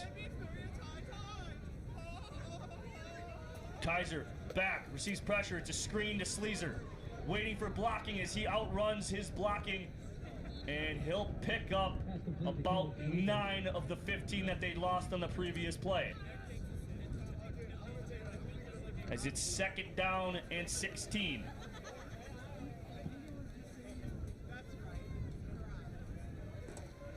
Tackle made by number 43, Nicholas Blank. As Derek Cannon Jr. and Mike Cobble will find themselves back on the sideline. And here's Gludemans and Gehagen as Sample's day is done. Kaiser drops back, looking right, finds Sleazer. Sleazer, the hands, in my opinion, has the better hands of all 3 of the running backs. But we saw a little bit of Nate Gunn action today on those screens and those little out routes from the tailback position. As Caleb Sleazer picks up It seems to be about 10 as it's 3rd down and now very manageable here for this Maverick offense. As it's 3rd down and 6, the clock runs. 3 wide receivers set, all of them on the left side of Kaiser. Taramina the back. Kaiser steps up in the pocket, looking right, dropped. Almost an interception from Ian Altis. Number 87, Cullen Gahagan. And it was intended for Cullen Gahagan. Excuse me, that's Ailts. 24, Ian Ailts. As Ailts almost came up with a pick, and that was almost a big mistake by Kaiser. And the first time this afternoon we see Luke Williams in the punting formation. And back deep is Aaron Wright.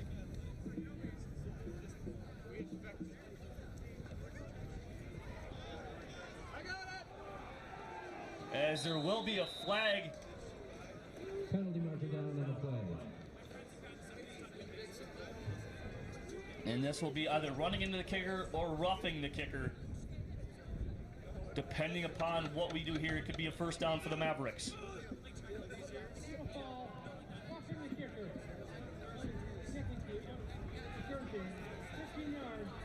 So that will give the Mavericks a 1st down. And the Wayne State Wildcats continue to shoot themselves in the foot.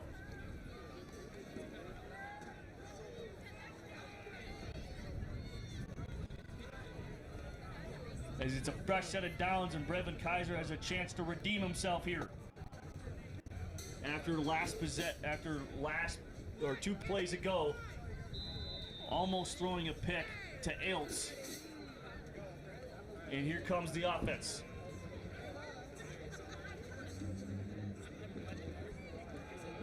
Taramina gets the handoff, tries to bounce it to the right side. And he gets nothing as Josh Taylor, the defensive lineman, the junior out of Norfolk, Nebraska, and there's another flag.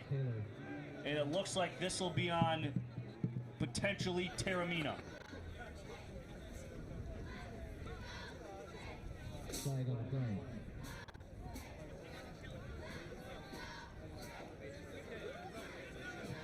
Red ball. Unsportsmanlike conduct. Number 6 on the offense. 15-yard penalty. 2nd down. As that was on Justin Taramina, as you see his explanation of the coaches, as they're still disappointed in the young man. So now the Mavericks find themselves at another 1st and 25.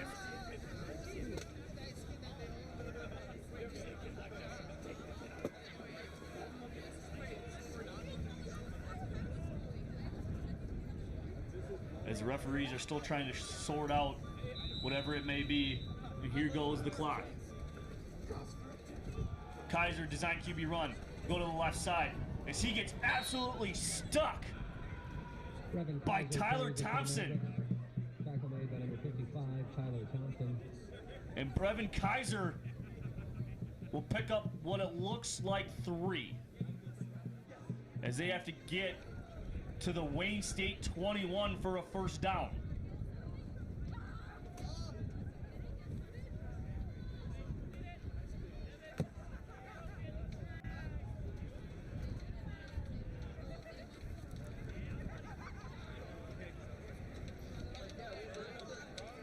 Kaiser drops back to pass, clean pocket, receives some rush, but he's tripped up and sacked by number 97, Jacob Proxman. Tackled on the play by number 97, Jacob Proxman. As here comes the punting unit, and this time it will be Joe Klang, the kicker punter for the Mavericks. On the punt for the Mavericks, number 46, Joe Klang. Back to the Wildcats, number 6, Aaron Wright. As he's one of the 4 kicker punters on this Maverick offense. As Klang will let this go, and this will take a Klang in favor bounce as this one goes inside the 20, and it'll be down by Ty Shannon Brooks at the 17. Absolutely no smoking, vaping, or outside food or beverage allowed inside Lakeland Stadium. You could be asked to leave. Visit Hy-Vee for the freshest homegrown produce around. Hy-Vee has contracts with the best local growers right from your community. Shop at Hy-Vee, where there's a helpful smile in every eye.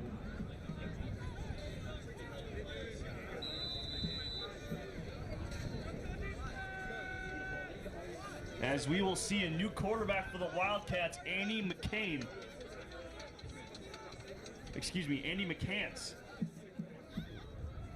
As McCants will drop back to pass on his first play of the ball game. Looks for Hawkins, as Hawkins will come down with that one as he was covered by Greg Kohler. Excuse me, that was Brady Tuckner. Pass complete to number 4, Jason Hawkins.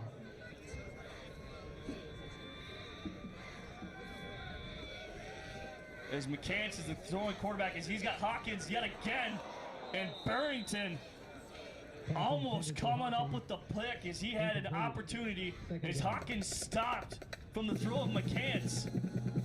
And it was well overthrown as Jason Hawkins kind of misjudged that one. I mean, in fact, he did. Here's Andy McCants. 2nd down and 10 for the Wildcats. The back is Massey. Looking to his left and well overthrown his intended receiver, Isaac Schraffbach. Pass intended for Isaac Schraffbach.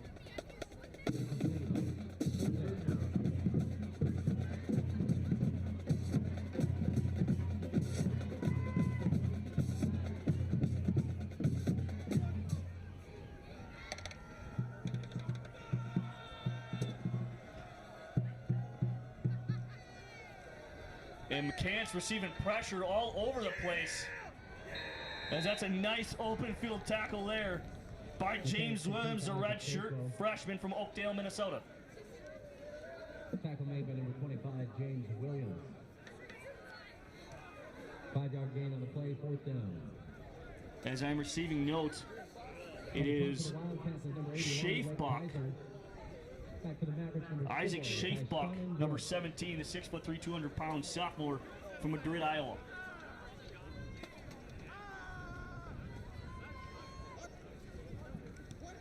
Kaiser with a terrible punt, as he might have slipped, but that takes a nice bounce there. And that was at the 30, as it landed at the Maverick 45 and took a Wayne State bounce of 15 yards. Here comes Brevin Kaiser back out on the field. Today's $500 scholarship winner.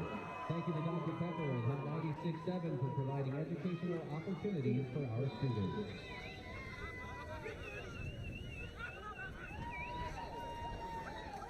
Taramina back out there alongside his partner, Brevin Kaiser.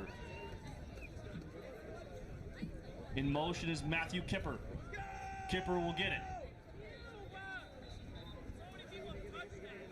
As he goes down Number 36, Matthew Kipper, a half yard, maybe they'll give him a yard on that run by Matthew Kipper. Number 55, Tyler Thompson. 1-yard gain on the play, 2nd down.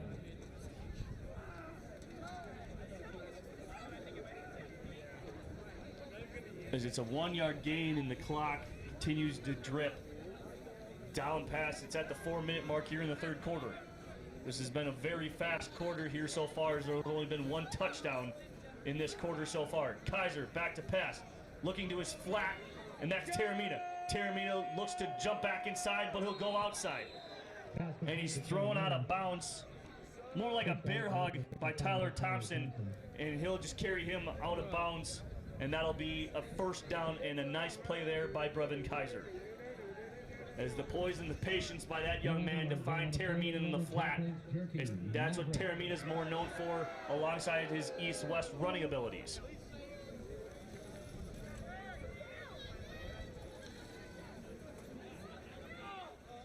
Sleazer now the back.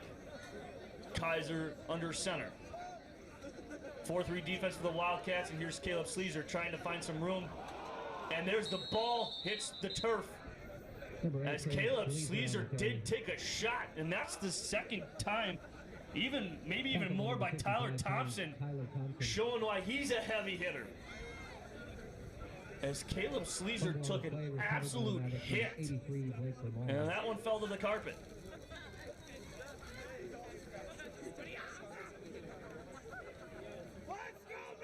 And that's the second time that the balls came out, but luckily the first time it was dead, and that was by Brevin Kaiser on the QB rush. Kaiser drops back, looking deep, finds Colin Gahagan. He'll turn up and look to the Maverick near sideline as he gets the first down, gain of 12. Tackle made by number 9, Caleb Danner. And that tackle was made by Caleb Danner. And Danner's having himself a busy afternoon at that corner position, as the young man, Caleb Danner, has got 6 tackles, as Thompson now takes sole possession of that first tackle position. He's got 12, joint with 10. Patient running by Taramina on this handoff, as the patient running pays off, and Taramina, as the first time we see the sun here creep through this cloudy afternoon, overcast, and it shines bright down here on Blakesley Stadium. Gain of 7 on the play, second down. And that was a gain of 7 by Taramina.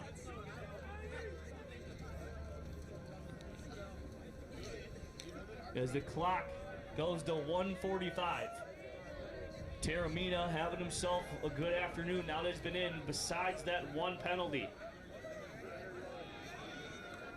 As the handoff to Taramina, he springs loose, and he'll tiptoe down the sideline, eventually ran out of bounds, and they'll mark him out at the 21. Brevin Kaiser, since coming in, has got 7 for 9, 89 yards and a touchdown. And the biggest one was the 30-yard touchdown to Blake Vermolm on the first possession of the second half. Now that Taramina's been in, he's got almost 40 yards rushing and could potentially become the single-game Maverick leading rusher. Taramina gets stalled out on the right side. He'll try to cut it back up the middle of the field, and it'll be only getting 1 to the 20-yard line.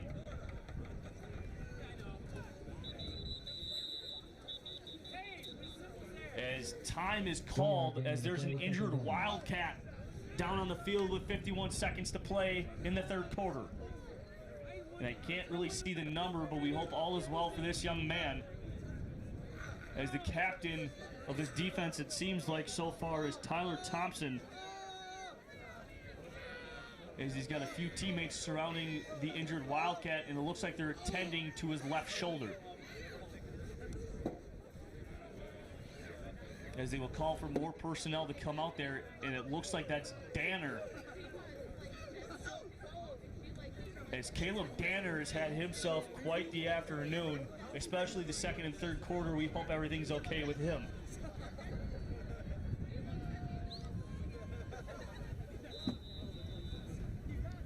As it's second down and 9 here for the Mavericks.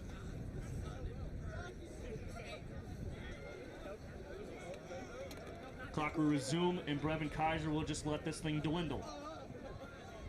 Kaiser, silent cap, looking end zone. Gahagan, pass interference, end zone. First down, Mavericks. Pass intended for number 87, Colin Gahagan. Incomplete. Penalty, Marco Danner. As Colin Gahagan absorbed the contact and almost came up with that 50-50 ball thrown by Brevin Kaiser. Pass interference. Defense, number 27. 15-yard penalty, automatic, first down. As they will in fact give him the 15 yards, and it won't be half the distance, which is pretty peculiar. But it's first down and goal for the Mavericks at the Wayne State 5.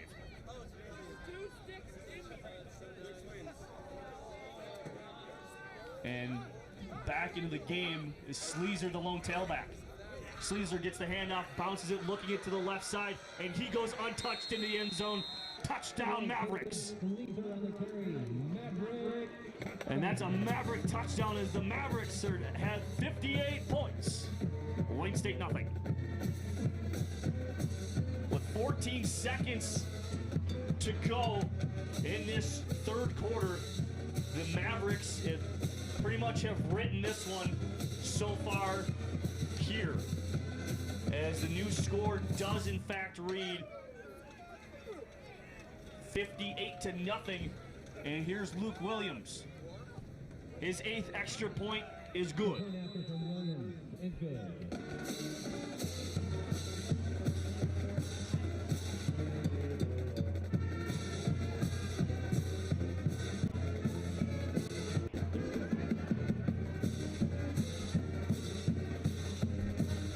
As we take a look at the drive summary here, 8 plays, 70 yards, 4 minutes and 25 seconds, chewed up a clock. And that led to the Caleb Sleazer 5-yard rushing touchdown on the near sideline going towards campus. As the point after is good, the Mavericks find themselves up 59-0 here at the end in the last few seconds of the 4th quarter.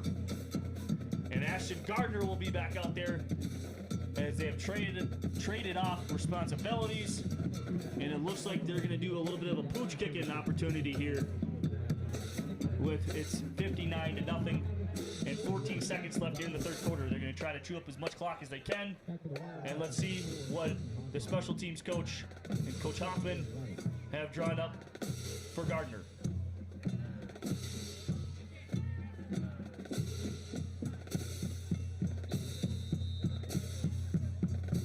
Gardner gives the signal, walks with a little bit of swagger, and we'll kick it deep to Jason Hawkins, who receives it at the 20. Tries to cut back near sideline, now cuts it upfield.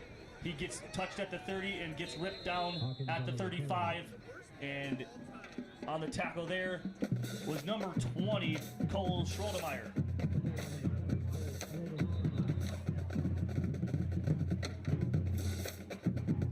And Schrodemeyer comes very puffed up back to the sideline as he liked what he saw.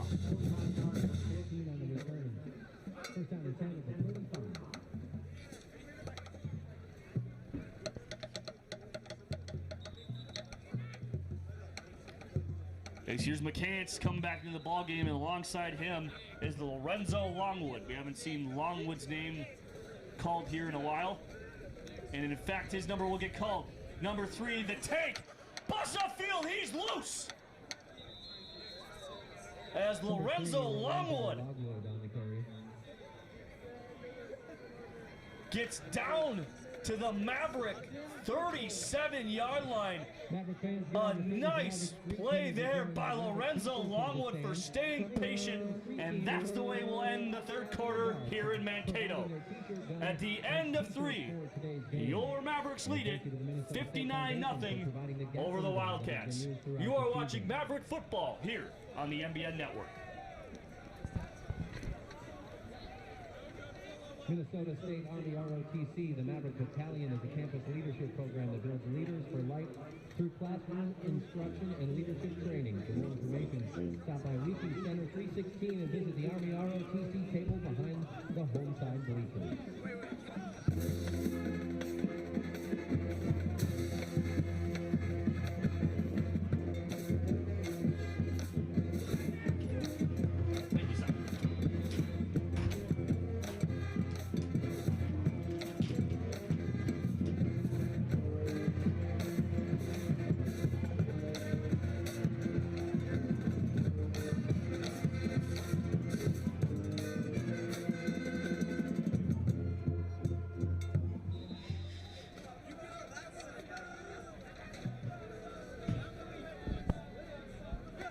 Welcome back to the start of the 4th quarter.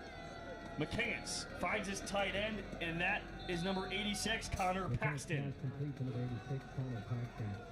As we take a look at some upcoming events here for Maverick Sports here on the campus, if Paxton comes up limping as he got hurt on that last play. Women's volleyball just got underway against number 16, Winona State, down in Winona. That game started at 2 p.m. For women's, we're going to take a look at women's hockey. As they were in action yesterday here at the Civic Center in Mankato, as their record is 5-4-2. They played Merrimack College. If you're not affiliated with Merrimack, they're out of Massachusetts as they won last night 4-3. puck dropped at just 2:07 here Central Standard Time. McCants getting flushed out, looking end zone, and that is batted down by that, looks like Lucas Burrington, as the men on the other side for men's hockey dropped a nail-biter against Bowling Green here at home for their first loss of the season. Excuse me, my computer is updating. I will have this momentarily for you. The men, in fact, did lose their first games. They're 5-1-1. They lost in overtime. They lost 3-2 to Bowling Green. They were up 2-0 and dropped that one. As McCants carries it for the Wildcats and does pick up the first down and then maybe a yard or two more. They play Bowling Green tonight as the puck drops there at 6:07. So if you plan on attending, it is a great game as Bowling Green, number 18 team in the nation, versus the number 2 team, the home team, your Minnesota State Mavericks. Women's soccer won yesterday against Augustana in a much-needed victory as they end up going on the road. They will play on the road Sunday as they were here at the pitch yesterday as they won 2-1. But they find themselves with a record of 14-2 and 19th ranked team overall. They traveled to Wayne State in Wayne, Nebraska, and that game will start at 1 p.m. Maverick Sports have something to talk about this season as this handoff goes to Devin McCurris. As McCurris gets close to the first down, but comes up short, and it's second down, and I believe 2. As this is the best drive the Wildcats have put together, as McCants is struggling to figure out what the play call is. As it looks like the Wildcats might have to spend a timeout as nobody understands what's going on. And they will, in fact, take a timeout as the play clock was at 4. As I was alluding to, Maverick Sports here on the campus, everything Maverick Sports has just been wonderful here as the hype on campus. This is a great program to come to for whatever your playing needs desire. This is a great Division II campus and Division I for hockey. It's completely and utterly wonderful. And what this program has done here, especially the athletic department, trying to get all this stuff up and running so you can try to meet your players, whether it's on YouTube with the Maverick Insider now being developed. The hockey team has a podcast that you can find online. Go to the Minnesota State Communications on Twitter, and you can find much more information on how to listen to the Maverick Hockey Podcast, also as well as Maverick Insider. The things they're doing on this campus to give recognition to these athletes for their tremendous accomplishments throughout the season, and much needed throughout these last few seasons, especially for everything that goes on here, as we've had one national title in women's softball. Handoff to Lorenzo Logwood. As there was a fumble, they might call him down, and I think they will at inside the 1 yard line. As Longwood will be marked down inside the 1 as they have a half yard to go, and McCants will quickly sneak up to the line. And it'll be the handoff to Logwood as Logwood will fall forward for the Wildcat touchdown. After 59 unanswered points, the Wildcats finally find themselves on the board with 12:50 to go here in the ballgame. For the first time this afternoon, second time I'm saying his name, first time we'll see him doing the kicking duties, and that's Ethan Knutson.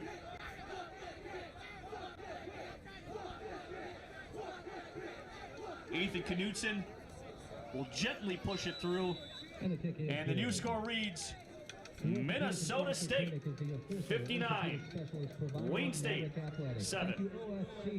For your continuous support of Maverick Athletics.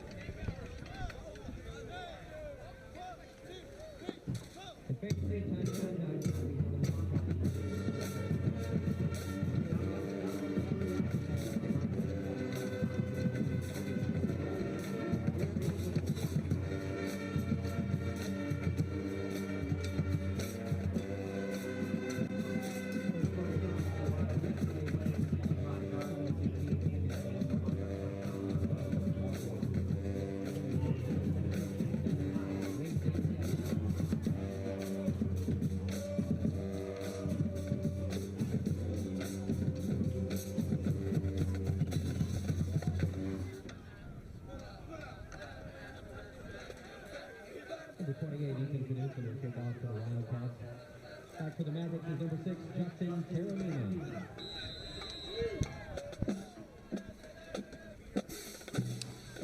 And the scoring summary on the scoring drive for the Wildcats. 8 plays, 65 yards, 2 minutes and 18 seconds chewed up. And led by Andy McCants. McCants, the 5'11", 195 redshirt freshman from Dallas, South Dakota. And Terramina almost breaking one loose. And he'll get chopped up at the 33.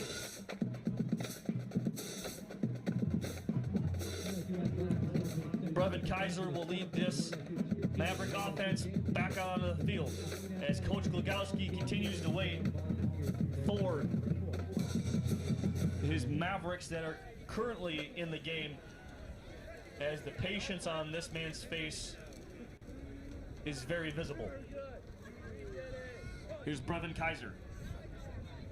Kaiser, handoff Terramina, trying to bounce it outside, and he'll get roped down from behind by Dorian Welch. Run out of bounds by number 33, Dorian Welch. As Terramina clearly got tackled out of bounds as he got ripped up, and he's shaken up a little bit on the sideline. As Caleb Sleezer will be in the ball game for Terramina.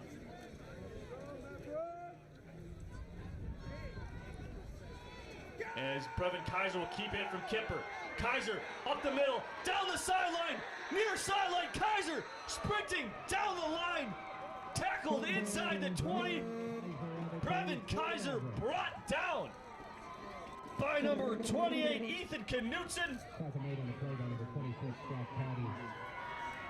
Excuse me, that was number 26, Shaq Patty. And he gets all the way down to the 15.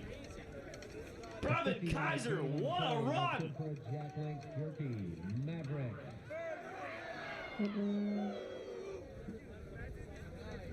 And Brevin Kaiser, rush of 50.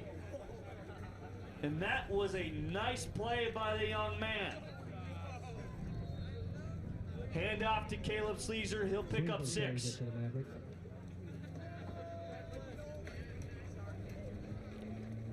Tackle made by number 33, Dorian Welch. As Kaiser and Terramina both have 49 yards rushing, one more than Nate Gunn.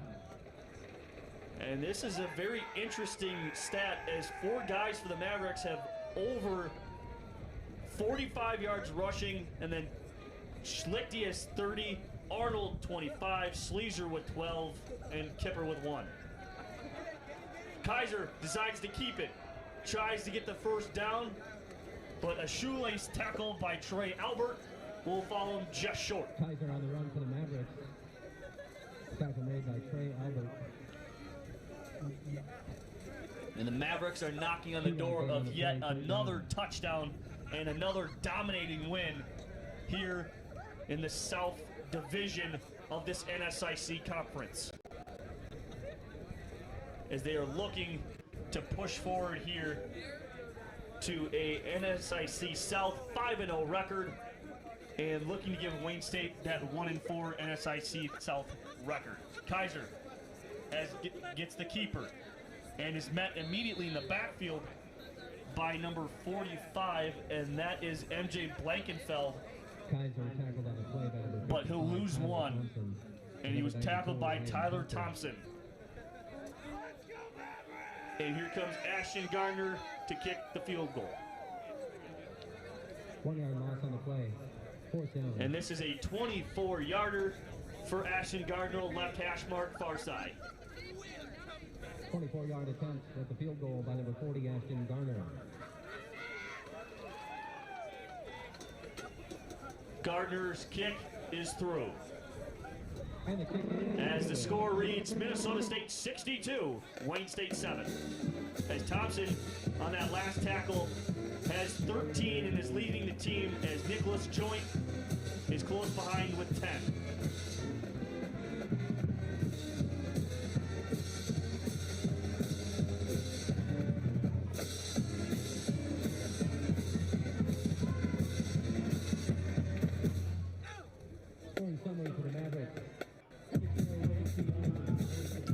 we take a look at the drive summary with 3 points being thrown on the board for the Mavericks. 6 plays, 60 yards, 3 minutes, led by the 50-yard run by the quarterback, Brevin Kaiser.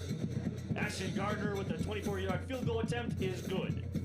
That's why the score reads 62-7 with 9:44 remaining in this ball game here on this overcast afternoon.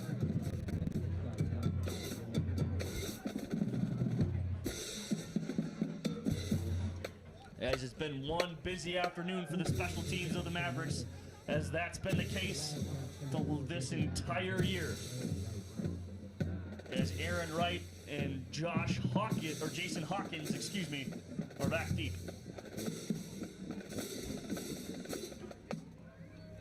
And here's Luke Williams, as Hawkins will in fact decide to take this one out as he goes to the near sideline. As Lucas Barrington jumps on his back and brings him down at the 28.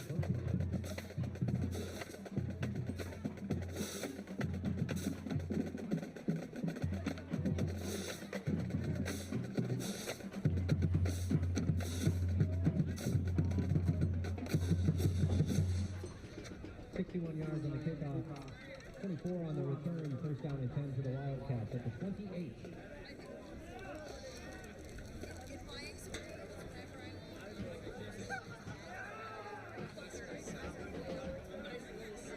As McCants will roll out to his right, looking for his intended receiver, Ryan Jackson. Pass intended for Ryan Jackson, incomplete. And that's incomplete, second down.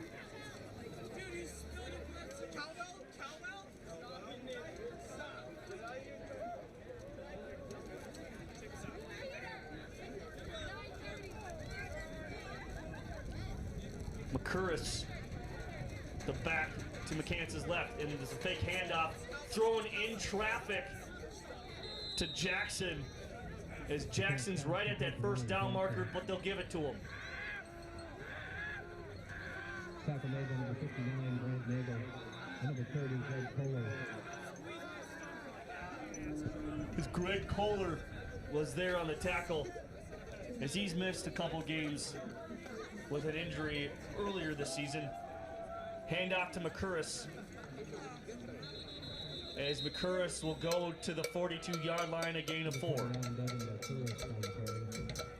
And Greg Kohler in on that play as well on back-to-back plays.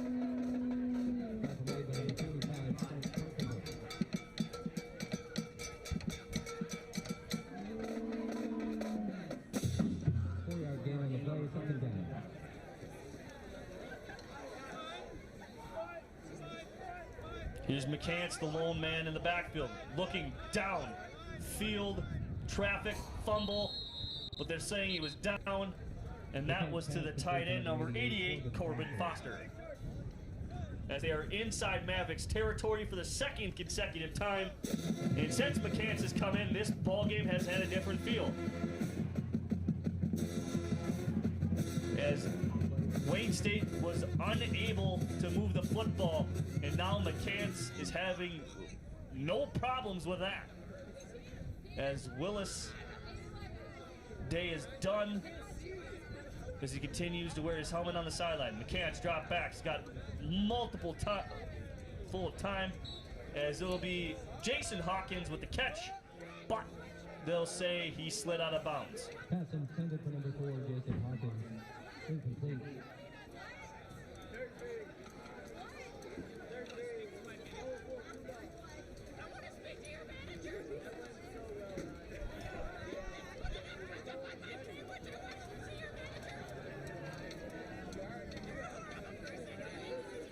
As Hawkins is in motion, handoff to McCurris.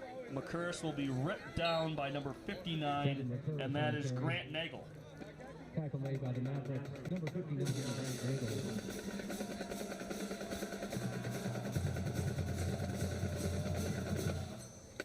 Four-yard gain on the play. As it's 3rd down and 6, and this could be a huge stop here for the Mavericks. McCants receives some pressure. Jason Hawkins, first down. McCants complete to Hawkins. As Hawkins his name has been called quite a bit as he's been an absolute playmaker as he's got 6 catches this afternoon for 71 yards. As he's been introduced on special teams and on the offensive side of the ball. This man can do it all. McCants looking right, he'll just throw this one away. Receiver in the area is number 23, Barrington Robinson III. Pass intended for number 23, Barrington Robinson. Incomplete. Second down.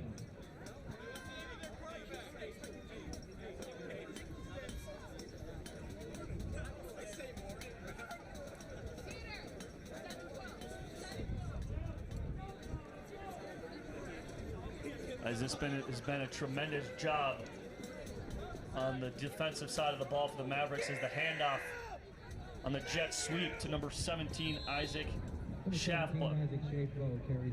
Shafbo, excuse me.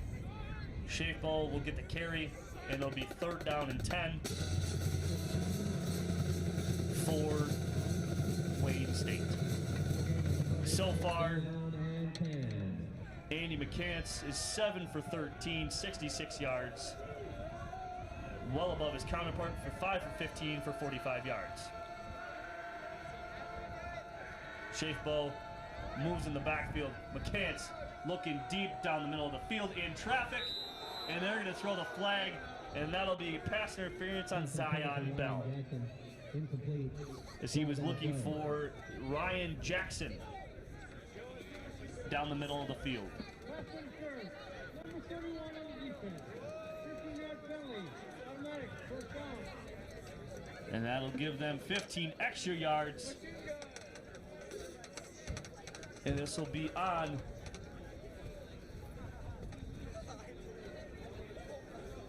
the Maverick 24.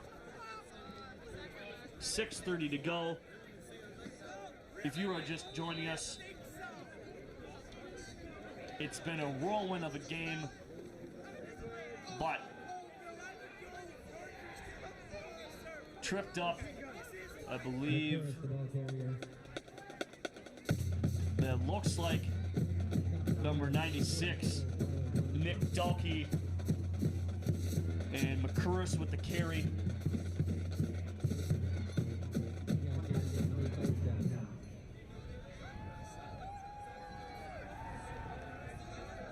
As McCants is that one's tipped by Nagel as he put the pressure in on McCants. As McCants throws his hands up, looking at his offensive coordinator in frustration.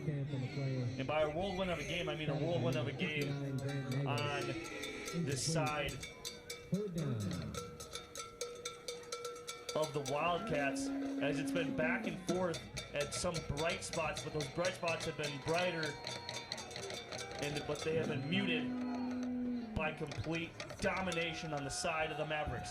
And Shopper gets a good rush and puts pressure as McCants to get rid of it faster than he anticipated. And Shopper holds up on throwing McCants to the carpet.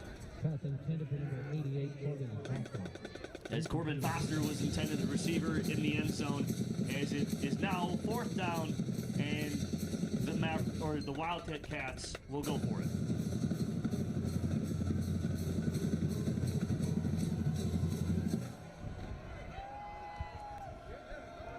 Shopper almost going off sides. McCants will look to the sideline for a better play.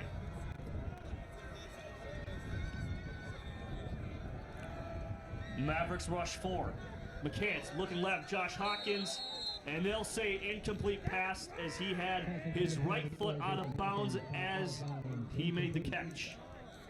As it's incomplete and a turnover on downs, the second turnover for the Mavericks. The first one was on the muffed punt snap as it went a little higher over the head of Kaiser, and that one fell to the turf and the Mavericks fell on it, and that led to a touchdown. Kaiser comes back out, Previn that is, and Blake Kaiser's on the other side. Kaiser, handoff, and I believe that is Caleb Sleazer. And Sleazer will fall forward for a gain of 2. As they come back out with 5:41 here to go.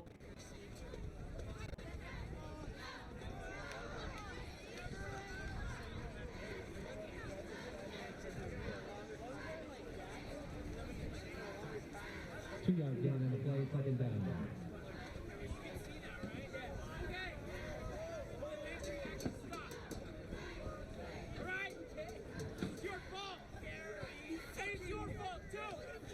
As the handoff to Sleezer, Sleezer will cut it up. And he's shouldered down to the ground by number 23, Jalen Burgess. Tackled on the play by number 32, Jalen Burgess. As Burgess 5-yard is gain not on the play, third down. called his name in a while, or has had his name called in a while, as he's been kind of mute to this point.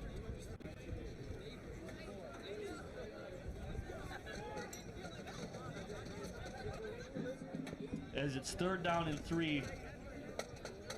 In the back is Devitt. But Devitt will pick up the blitz there, and that is right at the hands of Jordan Niemeyer. Intended for number 13, Jordan Niemeyer. And that one's dropped right away, and that's a 3 and out for the Mavericks. As Niemeyer had nobody within a 5-yard vicinity, and the Wildcats lucked out as that was going to be a clear-cut first down. Number 46, Jared Prying on the punt for the Mavericks. Back to the Wildcats. Number 4, Jason Hawkins. As Jason Hawkins is back deep. And this will be Ashton Gardner. No, that was doing the punting duties. That'll be Joe Klang. And they'll let that one bounce as that one takes in favor of Wayne State. And it'll take a 4-yard backwards bounce for Minnesota State. And Wayne State has it at their own 47. 23 yards on the punt. No return, first down and 10 to the Wildcats. At the 47.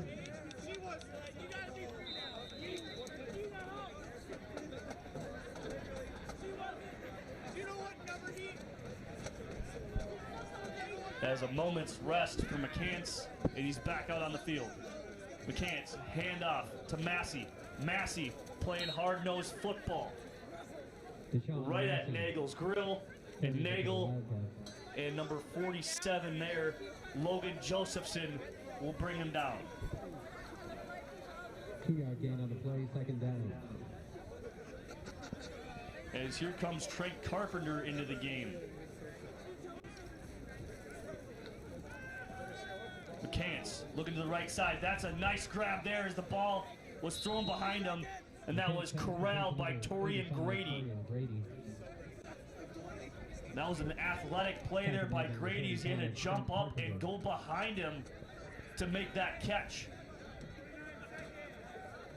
As they're now in Maverick territory at the Maverick 36. McCants has nowhere. He'll step up, brought down by Shopper. And I believe that's Kaluski.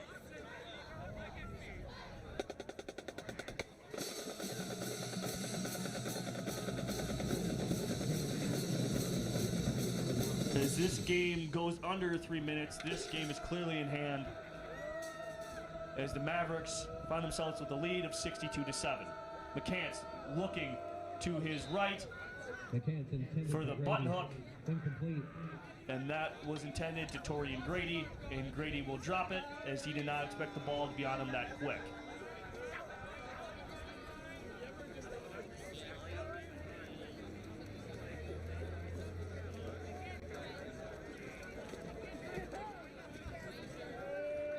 It's third down and 10 here for the Wildcats. Drops back, blitz coming. McCants roll out to his right, and he'll just throw that one away. And in fact, 4 rows deep into the stands as pressure by Nick Dalkey and Tyler Johnson. As there's a flag down on the field, and we'll see what happens.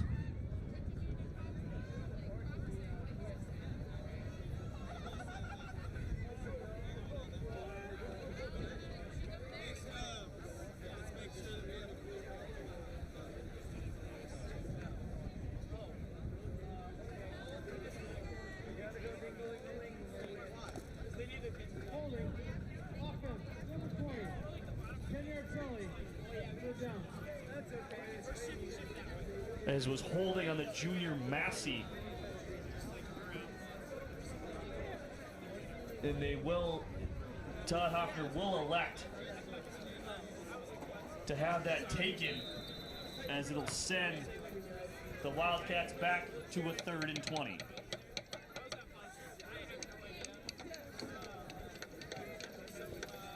McCants back to pass, kind of tripped up, and there's another flag that'll be thrown, and this will be holding as well. Incomplete.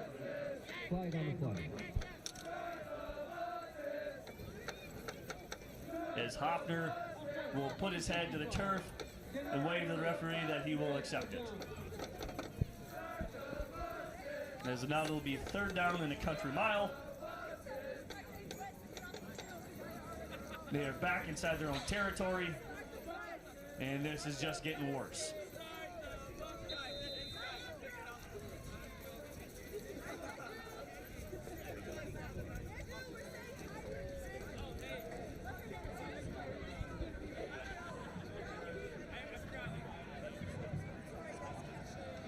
As a handoff to Deshaun Massey, he'll go far sideline. He'll pick up 9, maybe 8, maybe 9. As he's on the Maverick 48.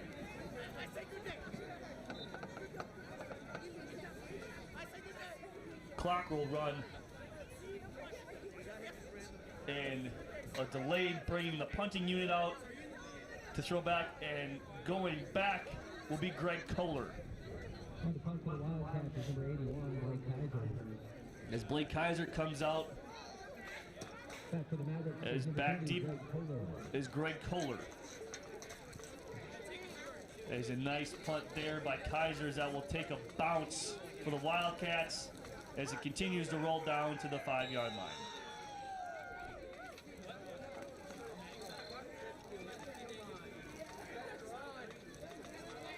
On the punt. 42-yard by Kaiser. Mavericks need a 1st down, and the game will be over. Coaching presentation.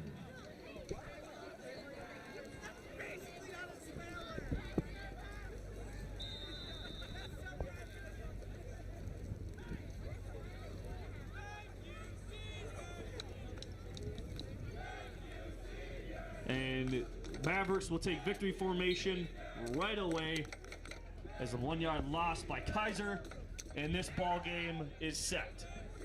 Mavericks find themselves with a 62-7 victory here on Senior Day in Mankato, and it's been an absolute tremendous victory. Not a big of a blowout as we had anticipated, but we did anticipate a big win from the Mavericks. The Mavericks will improve to 9-0, 5-0 in the NSIC South Division. Wayne State Wildcats will drop to 3-6 and go down to 1-4 in the NSIC South Division. As Brevin Kaiser will take a knee with 1:03 to go. And the clock will be under a minute, and the play clock will go back to 40. They will sit here, they will snap it with 39 seconds to go. And as the crowd makes their way to the exit, the Mavericks continue the domination of this NSIC and just continue to wall up their opponents, as the Mavericks will take this one to the locker room gladly and be the winners. As the game ends with the Mavericks 62, Wayne State Wildcats 7, you are watching Maverick football, and we'll be right back with the post-game wrap-up.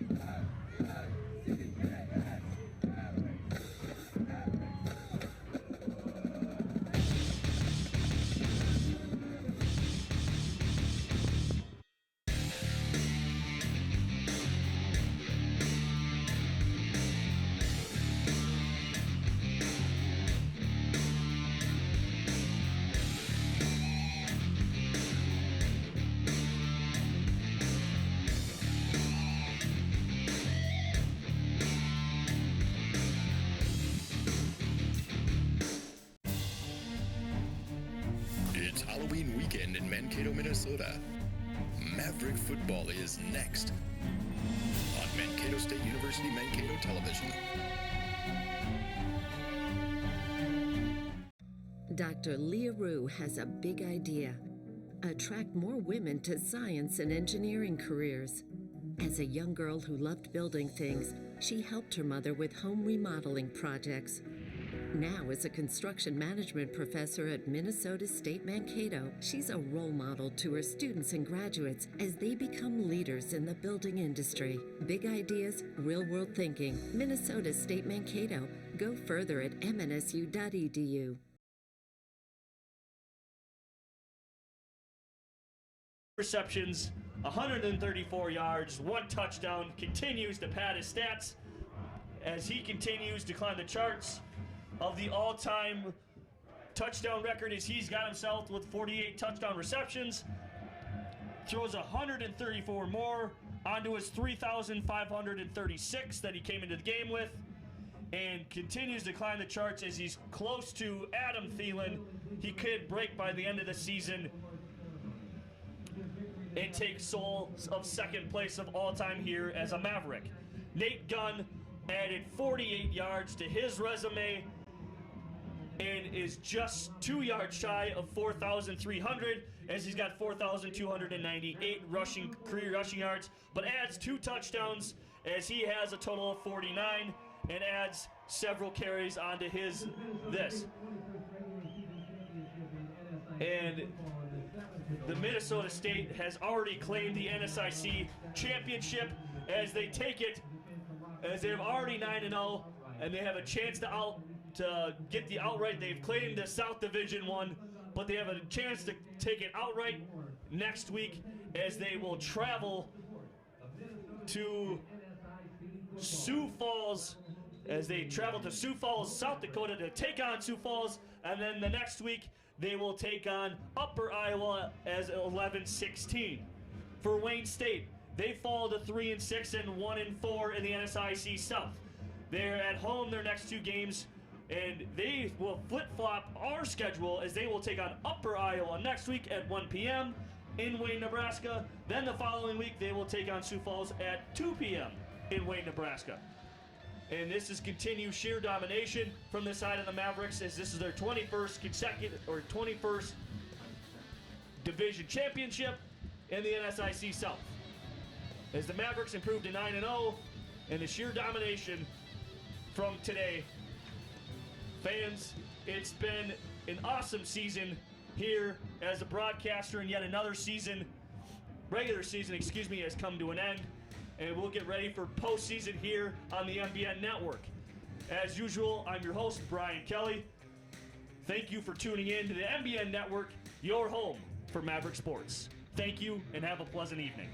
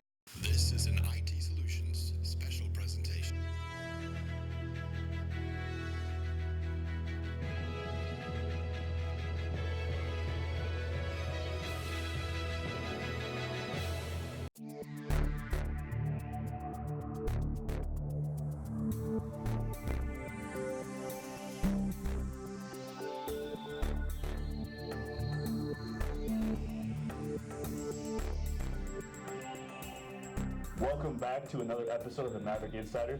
This week on Maverick Insider, I have Dana Schindler and Mara Kwam. They are part of the women's volleyball team here on campus.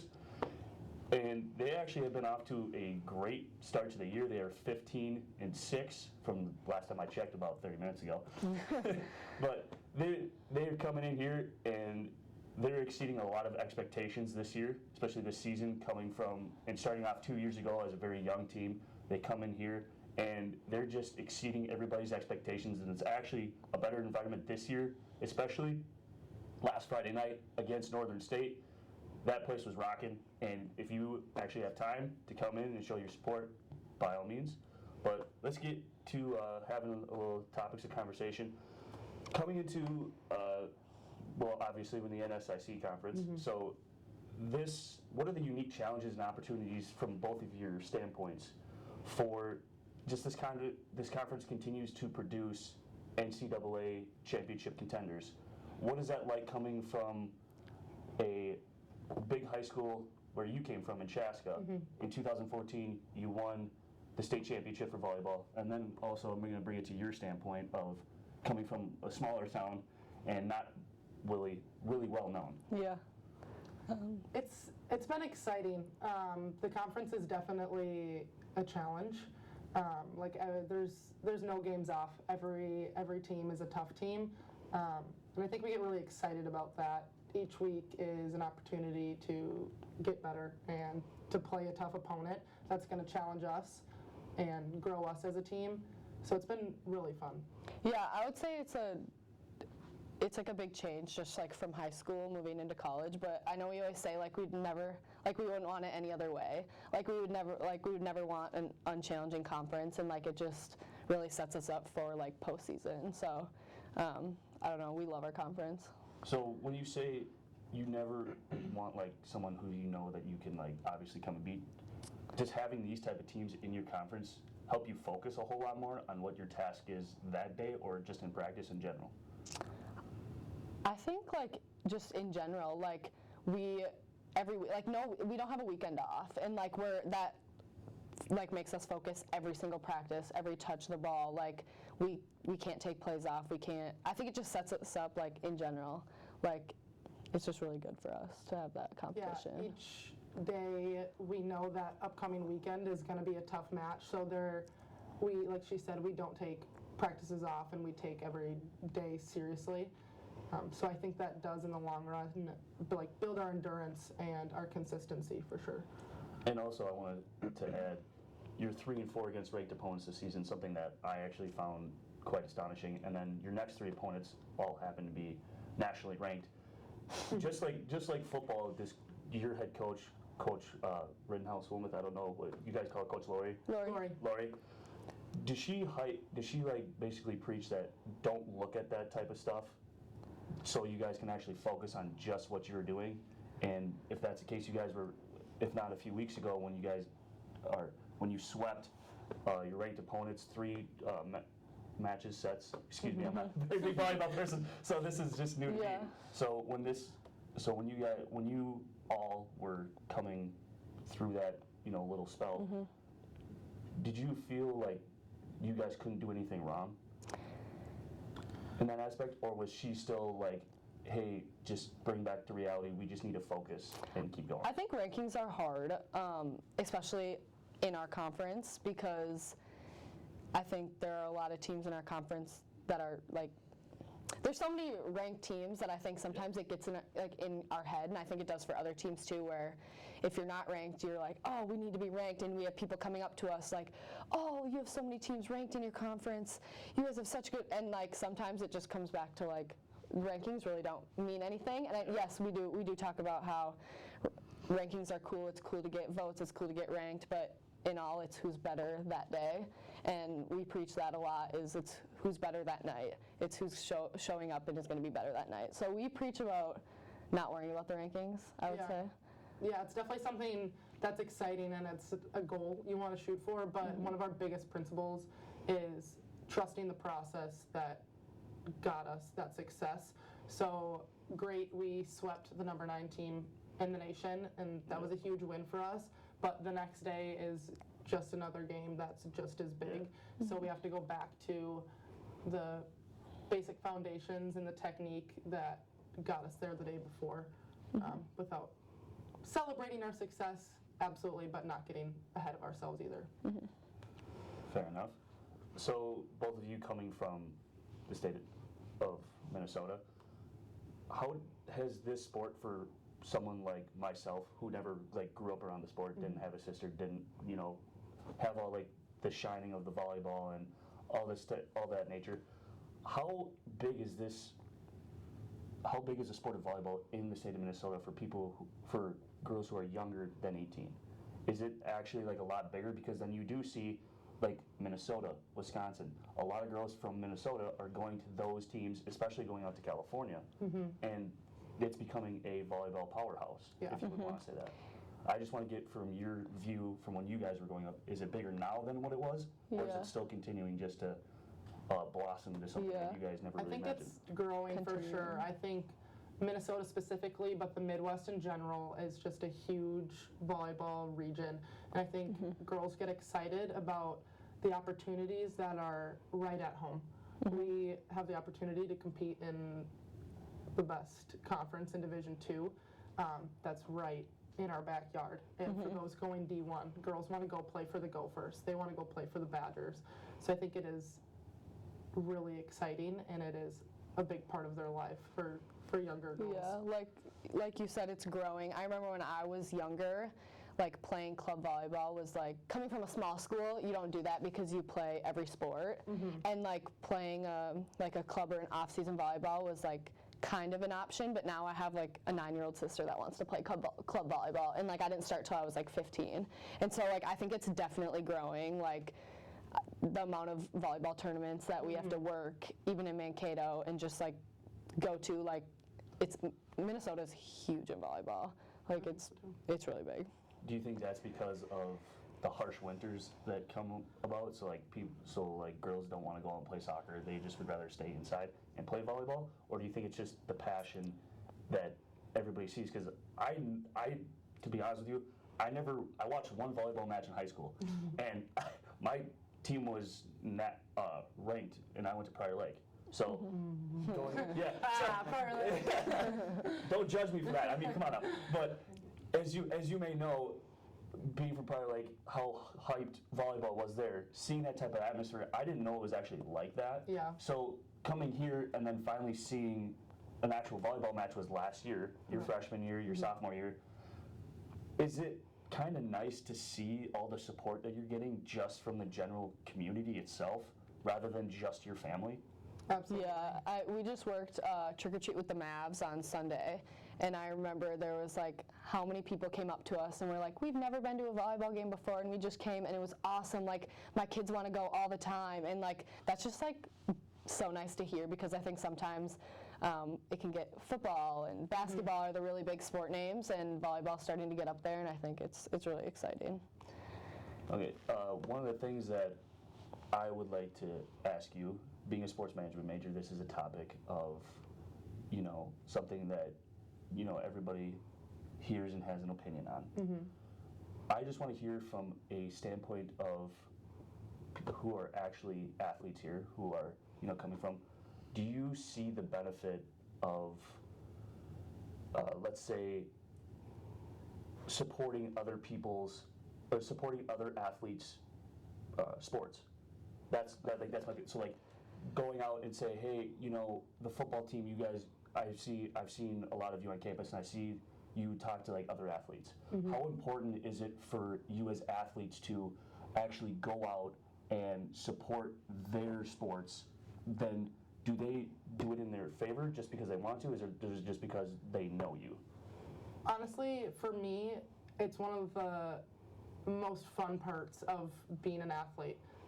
I feel like we're able to recognize the effort and the time and the commitment that other athletes put into their sport out of pure love for the sport and pure love for their teammates. And we love to be that support system for them. Any chance we can go to a football game, basketball game, soccer game, hockey, whatever it is, like we want to be there. We want to be their biggest fans. And we know that they do the same for us, not as an obligation, but because those are our friends and they want to support us as well. Like, the athlete community specifically at Mankato is incredible. Crazy. And like, it feels like a big group of friends, you know? Yeah, I would say the same. I know, like, before I came to college, I had never gone to a soccer game. Like, I didn't have soccer at my high school, and I know a few of the soccer girls, but like, I've gone to so many of those games, and like, I love this. Like, I love like just supporting people that just like our Maverick athletes. Like, I don't have to be personal friends with them, but like, even like basketball, football, like, I just love going and supporting them, and they do the same for us. And like, even some people that I don't really know on the other like athletic teams are like, oh, I went to your game, like, that was fun. Like, I don't know, I think we all really like to support each other. Okay, I'm going to dive deep and get a little bit more individual oriented. Okay. So I'm going to start off with you, Mara. Okay. And one of the things that I was told that you actually got to put on the red, white, and blue, stars and stripes, whatever you want to call it, Yeah. but this summer and go down to Brazil with a teammate of yours, Morgan Olson. Yep. Can you talk to me about that experience and what exactly that you did down in Brazil? Yeah, so Morgan and I went in May, and we played 4 different Brazil teams. They were like club teams. They don't really have college athletics, but they were to the same like level as us. And then one of the teams we played was actually former pro athletes. So we did that. We were there for 10 days. We played 4 games, and then we did a lot of like traveling, and we got to see a bunch of like sightseeing things. But yeah, I mean, we just went down there to play, I guess. So I want to ask you this. You know, not many people get a opportunity to go to a different country.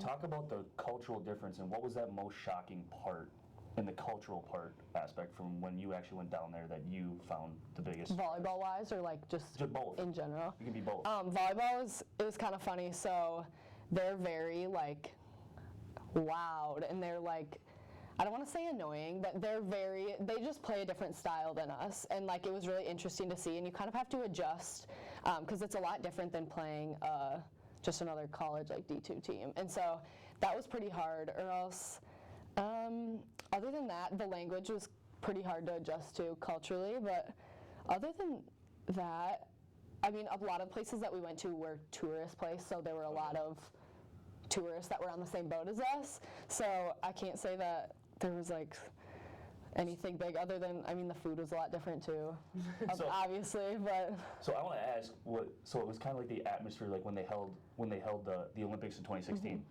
Like, well, I don't know what they're called. Have you ever seen the World Cup when they have like those Zumba things or whatever they're called? They like whip around and make those loud noises. Oh, yeah. You know what I'm talking about? Oh, I forget I don't know what they're called at the top of my head, but like they whip around. Just the support of their, you know, just their fellow, I don't know what you want to call them, natives. There it is. Yeah. But the support of their fellow natives and their their support of their country. Is it just prideful throughout when you were down there too? Kind of like it is like up here in a sense where like you do have a bunch of different, you know, avenues to like go down in that aspect? Yeah, I would. Yeah. Even though you saw like the tourists type of Yeah. Like we got to be like downtown area, and like it was very, like I would say it was very different than like what we see every day. And like we were obviously in a big town, but we were right next to like where the Olympics were held, which was like really cool. But yeah, it was cool too. We got to play with girls from other teams around the U.S. and like even their play of volleyball like was different than I think some of the things we're used to too. So like it was just like it was a crazy experience. It was really fun. And then now we're gonna go over to Miss Schindler here. So I don't know the terms, so just help me out. So Okay. Your position last year, talk about that. And I as a person who does the play-by-play, when I saw you this year, I realized you weren't in your normal position. Threw me off guard, didn't understand what it really meant, but just help me as a person who continues to watch and come and support you. Can you talk about that position change, and when did you find out you were going to make that change? Yeah, so starting back in high school, I was both a setter and a hitter. So I've had experience in both positions, and I love hitting. I've always felt a little bigger passion for setting. I love to be like that vocal leader. Lori always talks about like running the court, and I feel like everyone does that a little differently. I love having the opportunity to do that as the setter. So last year, I came in as a freshman, and you never know, you're never expecting to play, but you always want to be available and be the best you can for your team, whatever that might look like. So I had the opportunity to step into hitting position on the right side, and I loved it. I felt comfortable. Like I said, I had hit in high school, so I knew for the most part what I was doing. It was fun to play fearless as a freshman because people hadn't put these huge expectations on you. Yeah. So that was cool. And then in the spring, so after last season, our spring training started, and we had been talking about wanting to run a 5-1, so switching to a single setter. So all of spring, I began training again as a setter. All through the summer and preseason, training as the setter, and each day you never know for sure what the lineup's going to be or what's going to be best for the team or what strategy is going to be best to attack the opponent with. Recently we've been sticking with the 5-1 with myself as the setter, and I have really loved stepping into that role and running the court and kind of building those connections with my hitters and keeping that consistency. As a person who is watching, I noticed you're always the most vocal out on the court, and has that always been you for the most part throughout, when you've grown up, and even coming here now as a freshman, I even saw it too. Mm-hmm. Is that always been you, or is it something that Coach Lori has instilled in you? No, I think that's always been my personality ever since when I started playing when I was 10 years old on the 12-year-olds team. I was always nervous because you never want to be the younger girl that's stepping on people's toes and trying to act like they're taking over. But I've always had a fairly loud and strong personality, so that's definitely transferred onto the volleyball court. I mean, that's never a bad thing. I mean, you always need those type of people to, spark something and most likely get under the skin of some of your own teammates to try to, spark that energy that they sometimes have a struggle finding. For sure. Talk about the Barry Classic that you went down to Miami, had a actual wonderful tournament from by the looks of it, and there's a little bit of a hiccup with the weather when you were down there, I heard. So, was that on your mind too when you were with the hurricane and all that? Oh yeah. When we were training and practice that week, I think we were a little nervous about it because we didn't know if they were going to keep the tournament or if they were going to call it off. Some of the other colleges around the area had closed, so we weren't positive if we were still going to travel. But for the most part, we knew it wasn't really going to affect us. We were just excited to get into competition. Once preseason's gotten going and you're getting in the flow, you're ready to start playing some other teams. So you're excited just to be there. Yeah. Couldn't have said it better yourself. Yeah, I couldn't have said it perfectly. So then we're going to go back to you. How was being a sophomore coming in and having expectations from your freshman year, but obviously surpassing those expectations and having this record that you now possess of the most digs in a single season as a sophomore with 551. Did that, as you kind of smirk, but talk to me about what was it for you? Did it really mean anything? Did you even know that you had set that record until the season's end, or did you know going into the game when you actually said it? Yeah, I had no idea. I'm not really a stat person. I don't look into stats too much, but going back to just it being my sophomore year, coming into my freshman year, I'd never been a libero. So my freshman year was definitely a lot harder than my sophomore year, which it is for most people. But yeah, coming into my sophomore year, I just felt a little bit more comfortable in the position I was playing, and training in the spring was hard, and sucked, but I mean, it got me to where I was last year, and I think I just keep building off of it. But yeah, I don't know. I do whatever I can for my team. I do whatever I can to get the ball to Dana. So, yeah. So in high school, you were an outside hitter. What exactly was the biggest struggle for you to go from the outside hitter to the libero when coming in here? I'd actually never played left back, which is really specific for volleyball. So I'd never played that side of the court. So that was a big change, but also just being more of a back row leader. I was used to being a leader by like getting a kill or being a front row, more of a front row weapon than anything, and just being in the back row was a big transition. And I think just Lori really instilled being a leader, being a vocal leader, and because I'm on the court the whole time, Dana and I are the ones on the court the whole time. So just, yeah, being louder. I'm kind of quiet sometimes, so being a little bit louder and just talking more, that was the biggest change for me. Well, thank you both. I appreciate you taking time out of your busy schedules. Good luck tomorrow against Concordia. So, thank you. Yeah, thank you. I appreciate it. Yeah. That concludes this episode of the Maverick Insider. As usual, I'm your host, Brian Kelly. Beside me, thanking Dana Schindler and Mara Kwam.